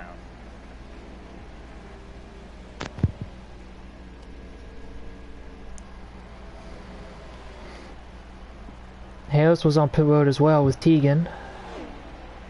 Tegan just got out, but the 41 is blown by him already. Yeah, it looks like Ryan's passed Tegan as well. So is Mike. Yeah, so if Tegan wants to get this win, he's got to pass a lot of people to do so. It'll be very difficult to do, but you never know. Looks like Bradley's offering some draft to Tegan. I guess at some point Bradley's supposed to have to come down pit road. You think he'd be doing it here? You really can't afford to waste much more time. Yeah, he's pitting this time. As he finally comes down. Yeah.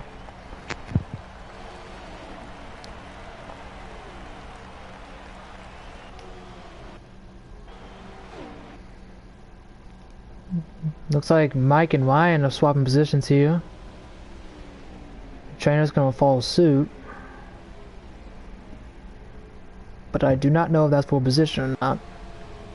I don't think with Trainer it is, but with Mike and Ryan it definitely was. Yeah, between the 9 and the 14.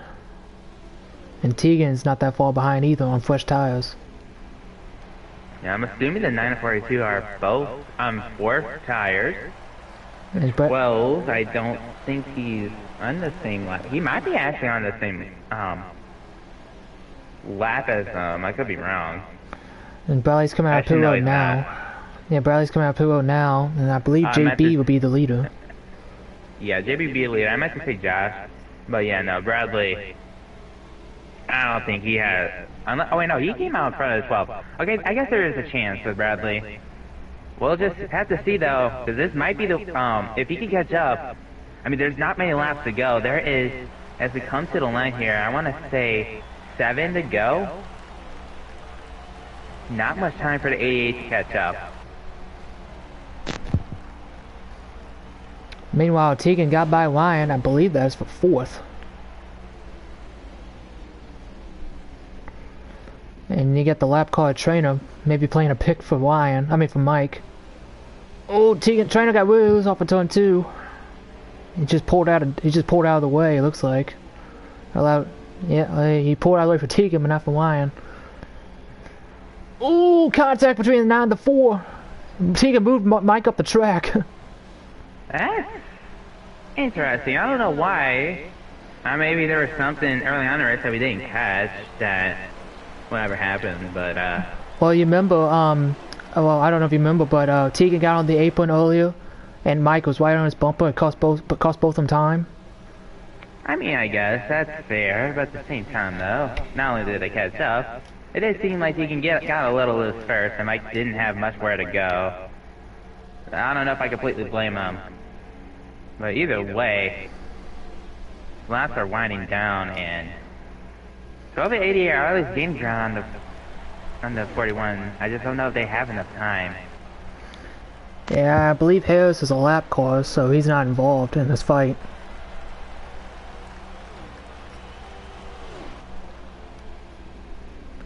So it looks like Harris is trying to help Bradley win this race.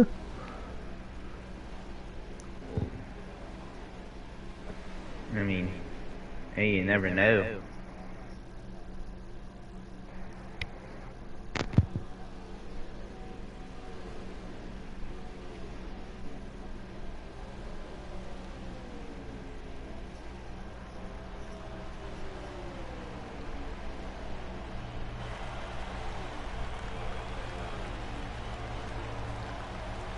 It looks like Tegan might actually be closing in on Bradley and Harris here.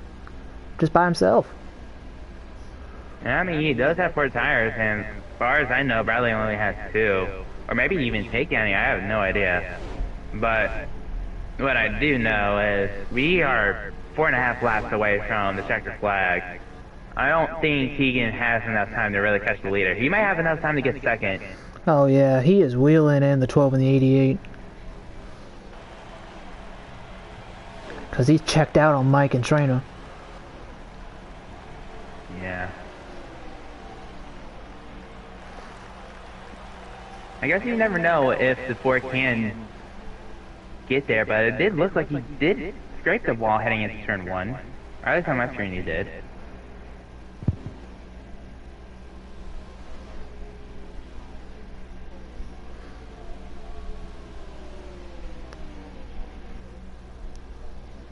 So I believe they're coming to 2 laps to go this time by?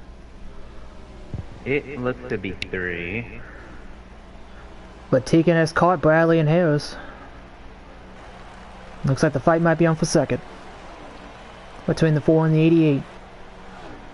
Yeah, I don't see really Bradley being able to put up much of a fight. Harris let Tegan go. Yeah, there's no reason for him to. And here comes the 4 on the inside. And now the interesting thing is, I did rule out the 4 at the beginning, but with how fast he is, albeit being side by side doesn't really help, but how fast he is, he might be able to catch up to the 41 barring if the 4 doesn't make mistakes. It seemed like it seems like they're closing in on JB here, both of them. Yeah, JB's most definitely going to be worried. He does not have the tires. Yeah, Tegan is going to catch up to him. We have 2 laps to go. There's going to be a dogfight. Definitely nerve-wracking. It's going to be a dogfight for the win. Yeah. It's going to be between JB, Harris, not Harris, JB, Tegan, and Bradley here, and they all closing in on. They got a shot. Oh my goodness! All right, never mind. Sorry, NASCAR jump scared me a little. It looks like there's going to be a dogfight here. Tegan's going to have 1 shot at him. Yeah, once he gets that draft, it might be game over. Oh, he's there. He's there. We're coming to the white flag. Oh, Bradley's in the wall. Around. I think he had a tire go down. White flag is in the air. Oh, Mike's around too on the front stretch. Behind. And won the last lap. No more cautions. JB got the apron in 1 and 2. I think Bradley was on old tires. I think he blew a tire. Down the backstretch for the final time. Where's Tegan gonna go? He's got the draft. He's got the momentum. He's gonna pull the inside. JB blocks. And Tegan's gonna send it. He can't get there. But he's got 1 last shot though. Block. Coming out of turn 4 to the checkered flag.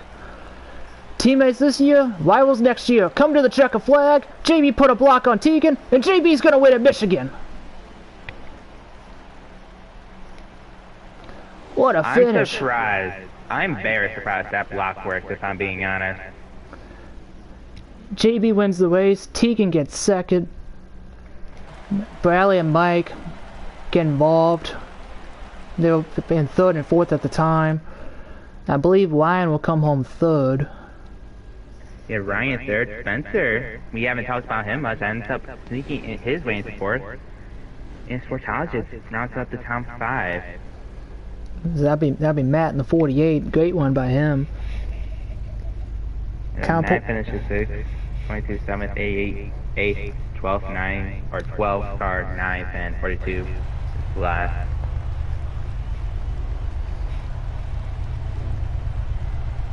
What a finish.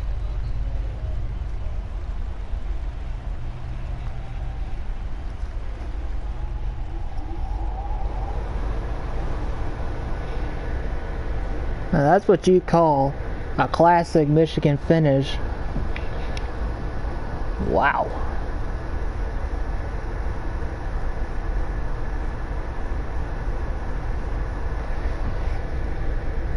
So it looks like on the wreck there, coming to the white flag, Bradley blew a tire and wrecked on the front stretch.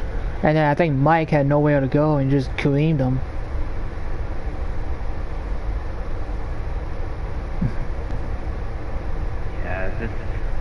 I mean, the Hendrick boys had solid cars. It was just Bradley stayed out too long. Mike screwed himself over with wrecking coming onto pit road, pretty much. Just mistakes that led into that ultimately.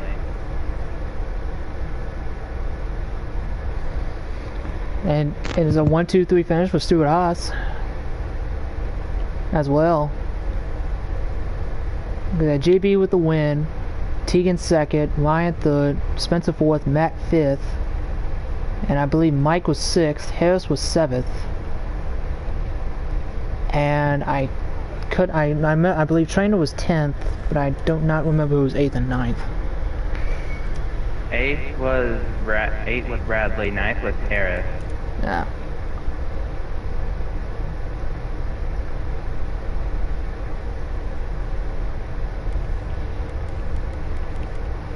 So we'll try to get the race winner in here, JB.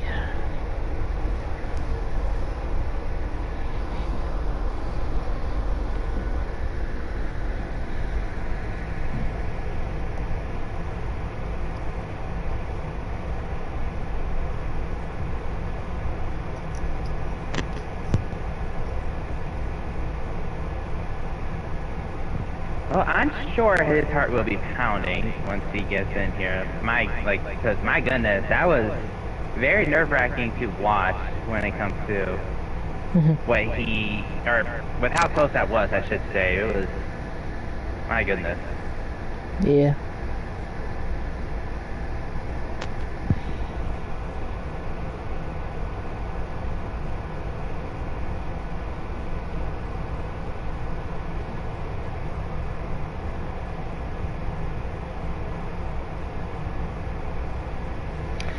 And there's JB. How you doing? Fantastic.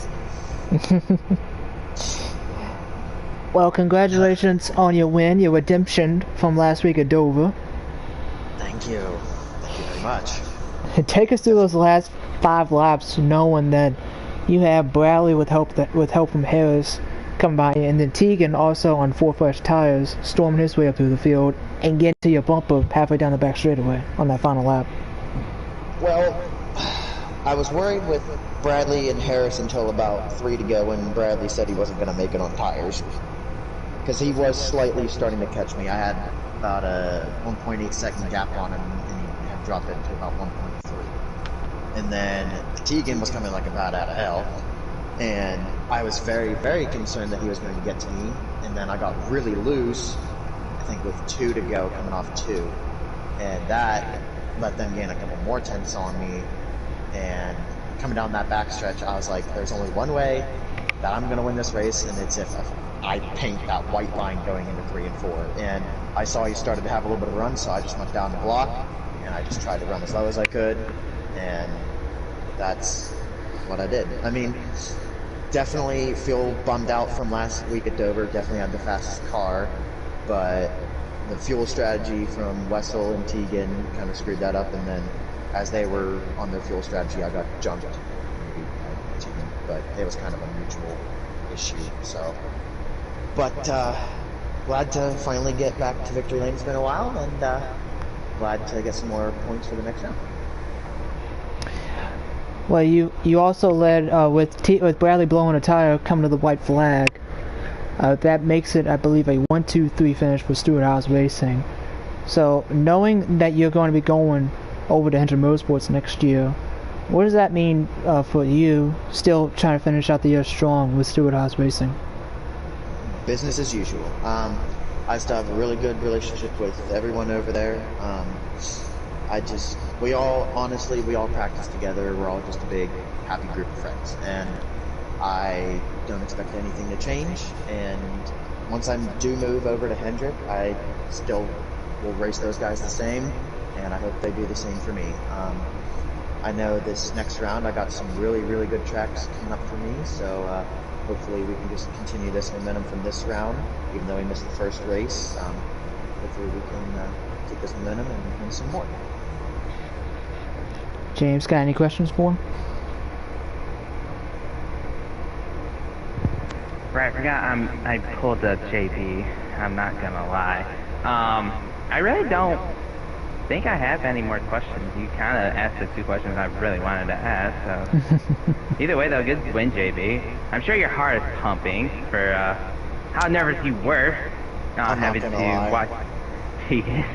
I could feel it going down that backstretch. I was like, this is very, very close. I was like, I don't like how close this got, because I knew it was like 3 laps to go. I'm like, can you ever let me just win one?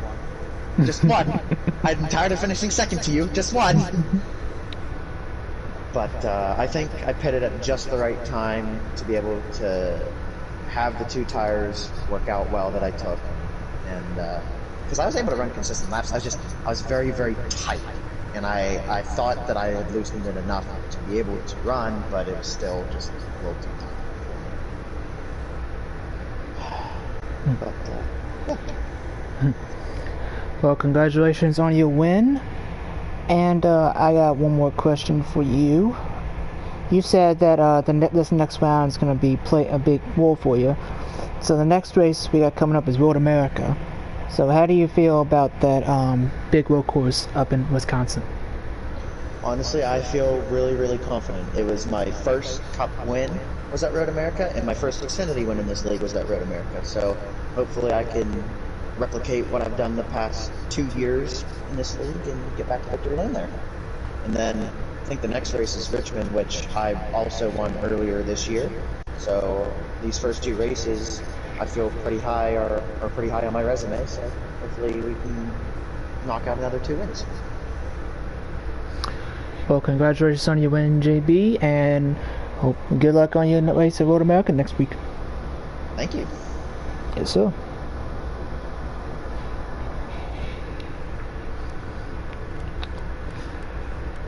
He was trying to get the second place finisher in here, Tegan.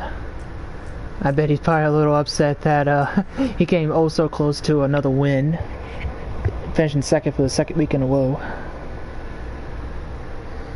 I mean, at least at Dover he kind of earned that second place finish, but this one I think is a little more bittersweet.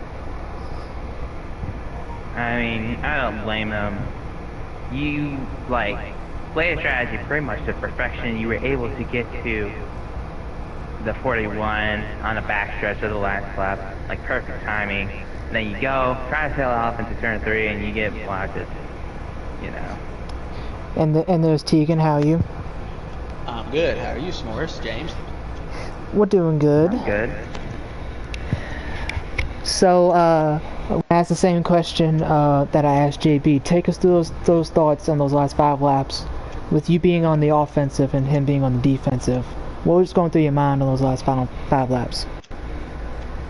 Well, to start with, I thought I should have took 2 because I didn't think I was going to make up any time. And I got by a few people pretty quick. Had a little issue with Mike, even though I kind of gave him a heads up that I was going to get the run going in the corner. but I didn't lose a lot of time there. So I really didn't think I was going to get JB. I thought I was just going to get up to Bradley and Harris, but Bradley said that he wasn't even going to make it on his tire, so I'm glad I got by him before that happened. And JB kind of had a loose moment, a couple, I think 3 laps to go or something, lost a lot of time, so that kind of helped. And I was just hauling ass on the last couple of laps there. If it wasn't for the issue that we had last week at Dover, probably would have moved him for the win, to be honest. But I actually got under him even below the apron, and I lifted not to push him up. So I hope that's remembered later on this year and next year, because we are losing them. I don't want to have bad blood with somebody that's leaving the team. We've already kind of had that before. So yeah, I mean, I was really surprised that I made up so much time on that run with 4 fresh tires. I thought I was just going to be second for sure, with about like a second or 2 to go to catch up, but I think he was starting to really struggle and maybe drive harder to make sure that I could catch him. That's probably what kind of did it. So it was a good race. I mean, I think once you get some of these cars separated out of the draft, you kind of see who's got what, and that kind of showed there at the end. Maybe I think the 2 best cars finished where they were supposed to. James, got any questions for him? I don't. I am bad with post-race questions. I'll say that straight up. I cannot think of any. I can do pre-race, but not post-race. Well, I will say this. I hope y'all enjoyed the race at the beginning because it was kind of wild. Oh, yeah. We did. But with Bradley's issue, with his tire going down and taking on Mike as well, that makes it a 1-2-3 finish for Stewart House Racing. So how does that feel? How does it feel knowing for you guys in the owner having 3 of your cars finishing on the podium? It feels good. It's not our first time, and I don't think it's even our first time this year. It was pretty good to happen at Michigan. It's kind of, even though it's kind of a drafting track, it's not the kind of drafting track that you can guarantee a top, finish for your team. So it feels good. It was, Ron had a good car. He just got put out of the draft on that one run, and that probably kind of actually took him out of contention because he stayed kind of even after that, even when were in the draft. So very happy with the top 3 finish. I always am. I still want to get that 1, 2, 3, 4s at some point or another with my team, maybe this year or next year. So that's our new goal. Top 3s, it seems like we get them pretty easily anymore if stuff falls our way. Well, congratulations on your second place finish. You have second place finish in a row, and 3. 3. Well, that's even more bittersweet. But I was going to ask JB also this question. What are your thoughts about Road America next week? I'm sure JB's going to win it. Maybe Bradley. That's kind of like JB's road course right there. I probably won't be good. I might get a top 5, but other than that, unless some BS happens toward the end, I probably won't be in contention for the win. That's just one of the road courses I do not like. Well, we're going to let you get on out of here. Congrats on your second place finish in a row, and good luck next week with America. Thanks, guys. Yes, sir.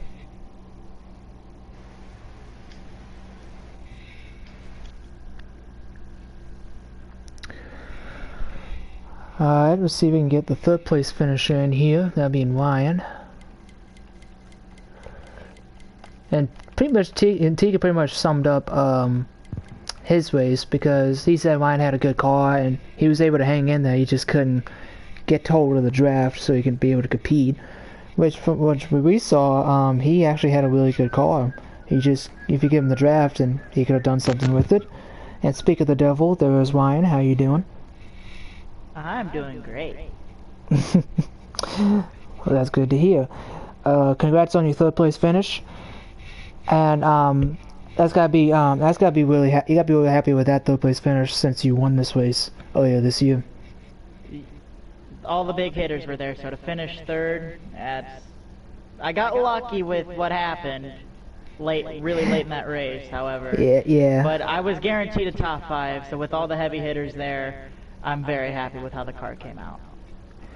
Well, with you being the first car to be heading on the front stretch when Bradley's tire went exploded, take us through that moment, knowing that you saw the 88s and the 9 spinning on funny on the front stretch. It was just get through the hell. Get through there. Get the hell out of Dodge and go. And once I knew I was clear, it was just keep the car clean.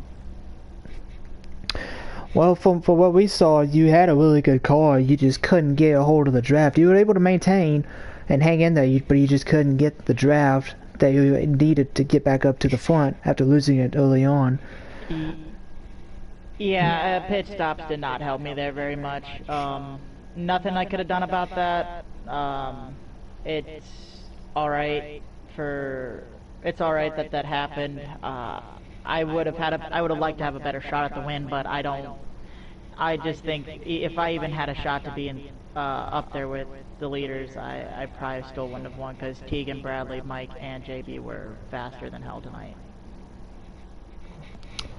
Well, at the next race coming up, it's starting to kick off the next round of the playoffs is Road America. So how do you feel about Road America next week? Just make sure nothing stupid happens. Get through all the corners clean, make sure I'm shifting well and not missing a shift and all that stuff. It's definitely, I think, it's probably my best road course out of any of the road courses, and it's probably my favorite as well, so I have a little bit of hope, but I know JB is phenomenal there. It was his first cup win, and he's just always been great there, and it was his first win in the league in general. And Mike's been a very good road course racer. Bradley has been probably the best this year at road course racing. He's always somewhere in the top 2 at road course racing. He's really been fast and consistent at road courses, and then you can't count out Tegan. So all I need to do is just hold with those 4, and I should be okay to get through. Now, barring anything that happens at Road America and Richmond, if I can get through those 2 races clean, I should be okay at Dega. Now, but that's my only issue, is that I got to get through both those races clean and have a good finish. James, got any questions for him? I think you, just like the other 2, I really can't think of any. He's been in the business a long time. He knows what he's doing. Well, congratulations on your 3rd place finish, Ryan, and good luck next week road racing at Road America. Appreciate it. Thank you. Yes, sir.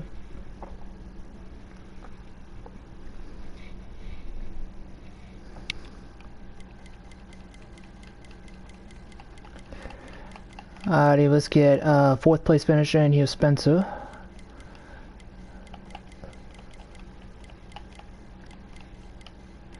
Who he was up front for the beginning part, but then he got shuffled to the back, and then he came back up to the front, and he snuck a 4th place finish out of it. And there's Spencer, how you doing? That came out of nowhere. But I'll take it.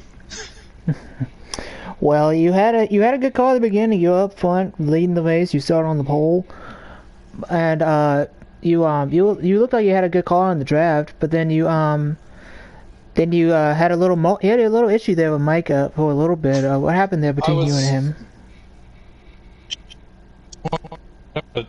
I just checked up a little bit. That's all. I didn't worry.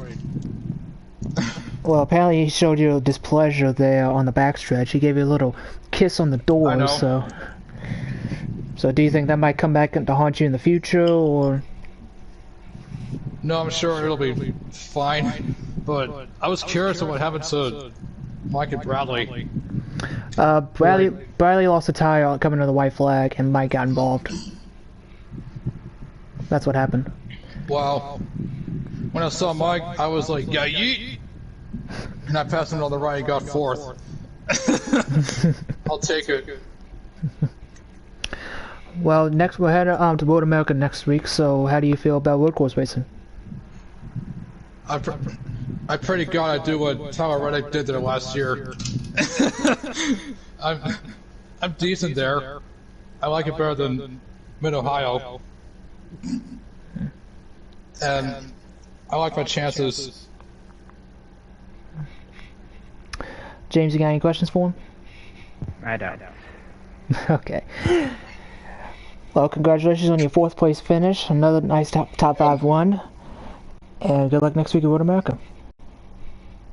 Thanks, and we also have a truck race at Eldora in midweek. Well, good luck with that too. Thanks. So, do you guys like the 4-wide racing we did? Oh, there was a lot of. That was the only 4-wide moment that I saw for the whole race, but it was a good amount of 3-wide, 2-wide racing. Brian was about to shit himself a few times. Well, good job with your 4th place finish, and good luck next week at Road America. Thanks. See you guys later. I'm gonna be my parent at Walmart. Okay. Bye. Bye. Have a good night.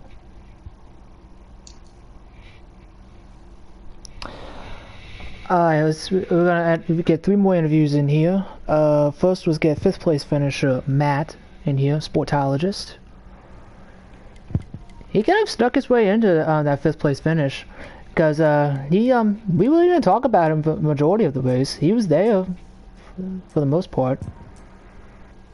Yeah, he definitely snuck up. He definitely took advantage of when Bradley's tire gave out, but yeah, for the most part, he wasn't really with the pack. Him and the 42 just kind of not really there for a good portion of it when they were all together. Yep, and there's Matt. How you doing? I'm doing good. How's it going? It's going good. Well, you were up there in the mix a little bit earlier in the race, then you kind of fell back a little bit later in the race, but you managed to pull a 5th place finish out of it, a deserving top 5 finish. So how do you feel getting that nice finish? It felt good. I mean, I kind of backed into it a little bit, but that's kind of been my motto this year, is to just not mess up, not do anything stupid, and if I do that, hopefully someone else does kind of do something a little crazy, maybe like strategy-wise, or they'll just get loose off a cone and smack the wall. But yeah, what happened in the race, I was able to take advantage of and secure a top 5 finish. Now, we are heading to Road America next week, so how do you feel about road course racing? I am not the best, but I do always seem to find somebody, and that somebody is Mike. Me and him always end up finding each other somehow on these road courses, and it does bring a great source of entertainment. So you guys are going to definitely want to be here next week for sure. James, got any questions for him? I think you already know the answer to that one. I'll just keep asking you, just to let you know if you want to pop in here, you know. Well, congratulations on your 5th place finish, Matt, and good luck next week at Road America. Alright, thank you. Yes, sir.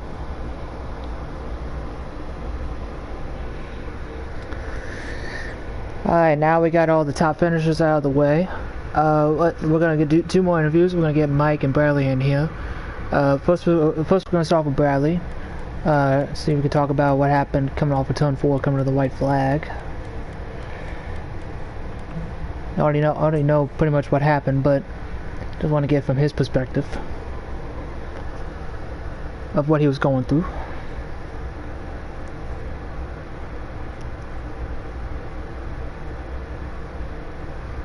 Bradley was a good top 5 car always. Oh, he had a great race car.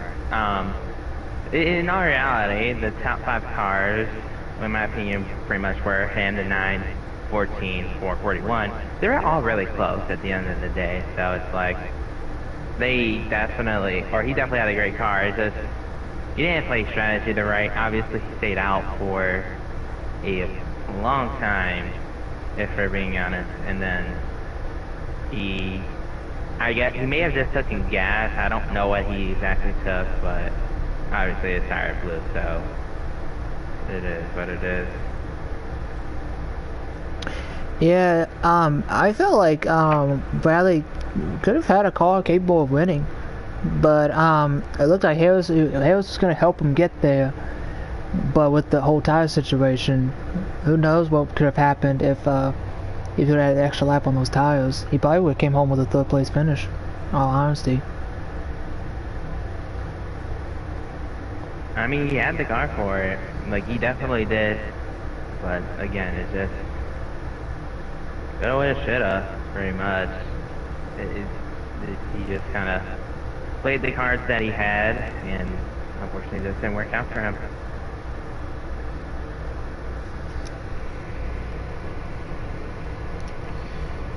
Yeah, we're gonna wait a couple more minutes in here. If we can't get Bradley in here, then we'll try to get Mike in here. But yeah, that's gotta be a scary sight coming off of turn 4, coming to white flag, and then your tire just blows out of nowhere. That's gotta be a scary feeling. Yeah, it's not one you want to have happen, especially if you're like the car behind him. I definitely know that from experience, and now Mike knows from experience if he had enough before.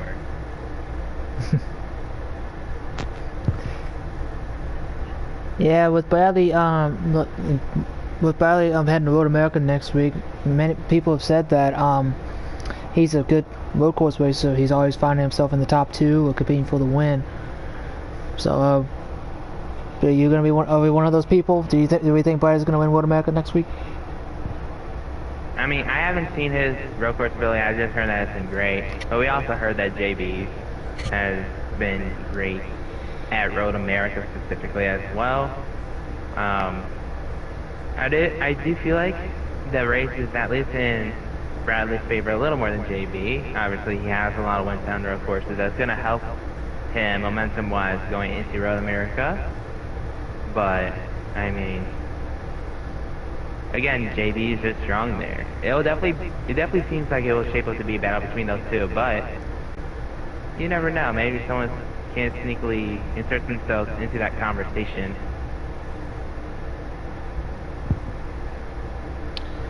Well, it doesn't look like we'll be able to get Bradley's interview for tonight. So, we're going to get Mike in here real quick, and then we'll call it a stream.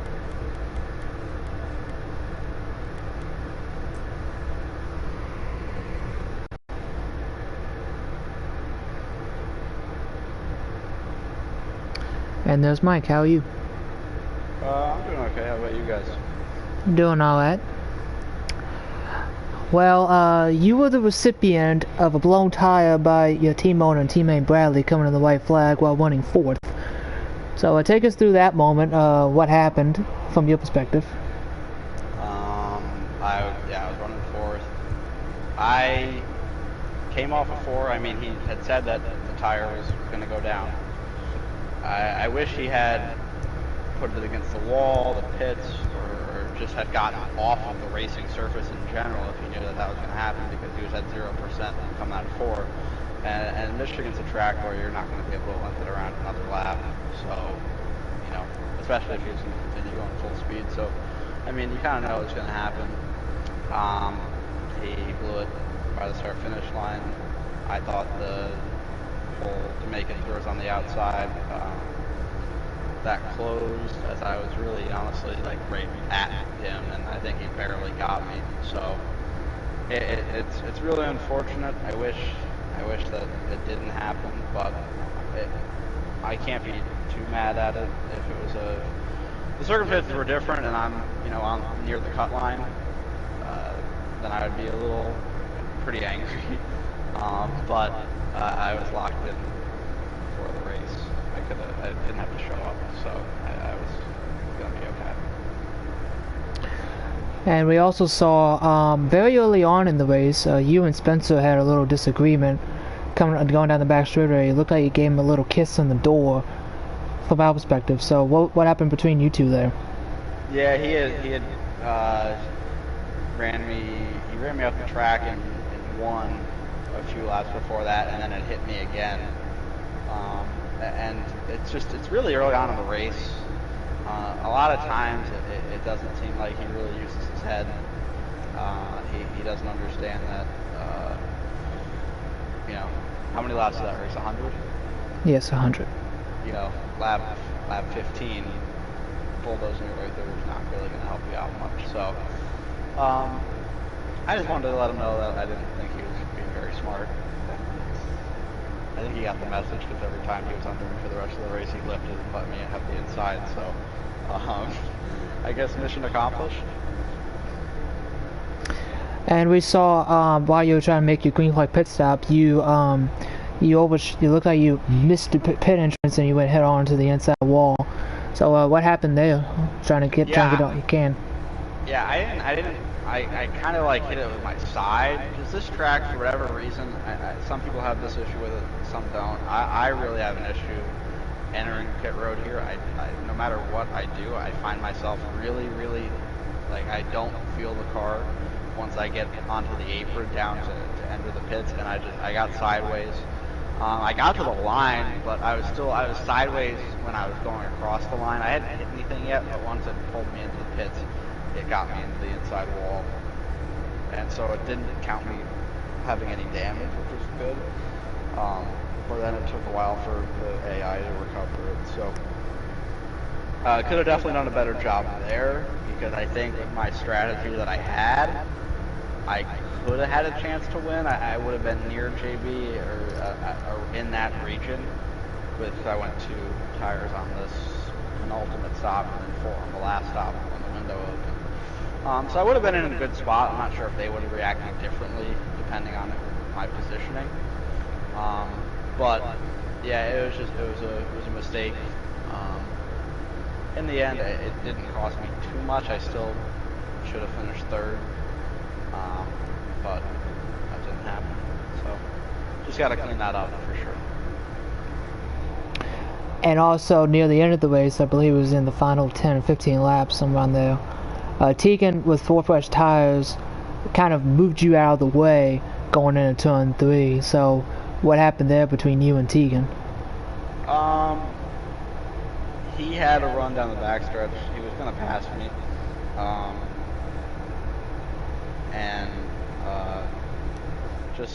I kind of misjudged it, I think. I thought he was further back than he might actually been, because he thought he was going to get me on entry. He got me more of like in between entry and mid corner, and I was trying to let him pass like on a straightaway so that I could slot in behind him and try to follow him, because we had the 42 there at that time. So if we had 3 cars, we were going to be able to have a draft, and I was hoping that would pull me forward, and that's really what I was trying to do.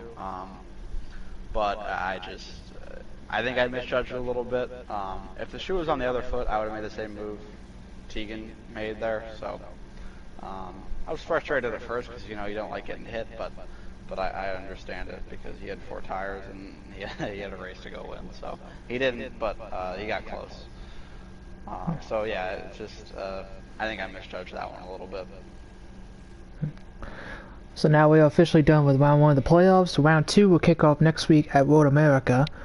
So how do you feel about road course racing, especially at Road America next week?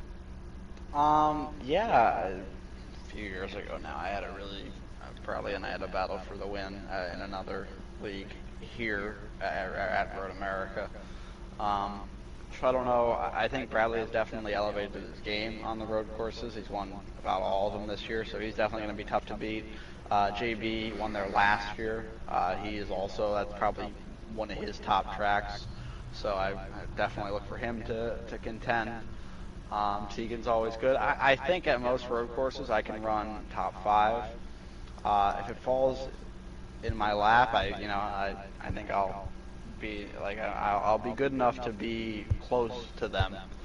But we'll see. It's not a race that I really think I can win. It's just a race where I'm looking to just maximize the execution during that race, just because that round's going to be tight. With Talladega being in there, you don't know what's going to happen. You could win the stage in the race, or you could finish 10th in the stage and 10th in the race. You don't know. Of course, some of it is in your hands with Talladega, but a lot of times it really isn't. And then Richmond in that round is a track that it's definitely on probably the bottom half of my tracks. I should finish lower top 5 or maybe 6th or 7th, but Road America for me is just really having a steady day, and beating the people around me in points. I have a good advantage because of my regular season, but we'll see what happens. I think that I'll do okay. James, got any questions for him? I do not. Well, an unfortunate end to your race, Mike, coming home. Very disappointing with getting caught up on that last lap wreck with Bradley. But good luck next week at Road America. Yeah, I appreciate it. Thank you guys for broadcasting. Appreciate it a lot. It's always better when we have a broadcast, especially this time of year. So definitely thanks to you two for doing this. And I hope you guys can do some more for the rest of the season. We're gonna have some good races coming up here. I'm gonna try to. Have a good night, guys. Yes, sir. You too.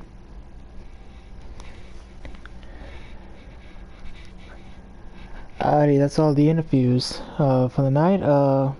Any final thoughts, James?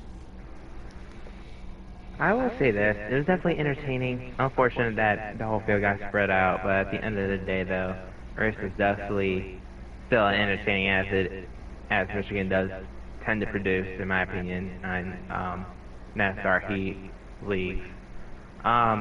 Great win by JB. Just the right strategy call and an aggressive move, and well, worked out for him. The racing was good, but on to the next one, right? We're going to round 2 next week.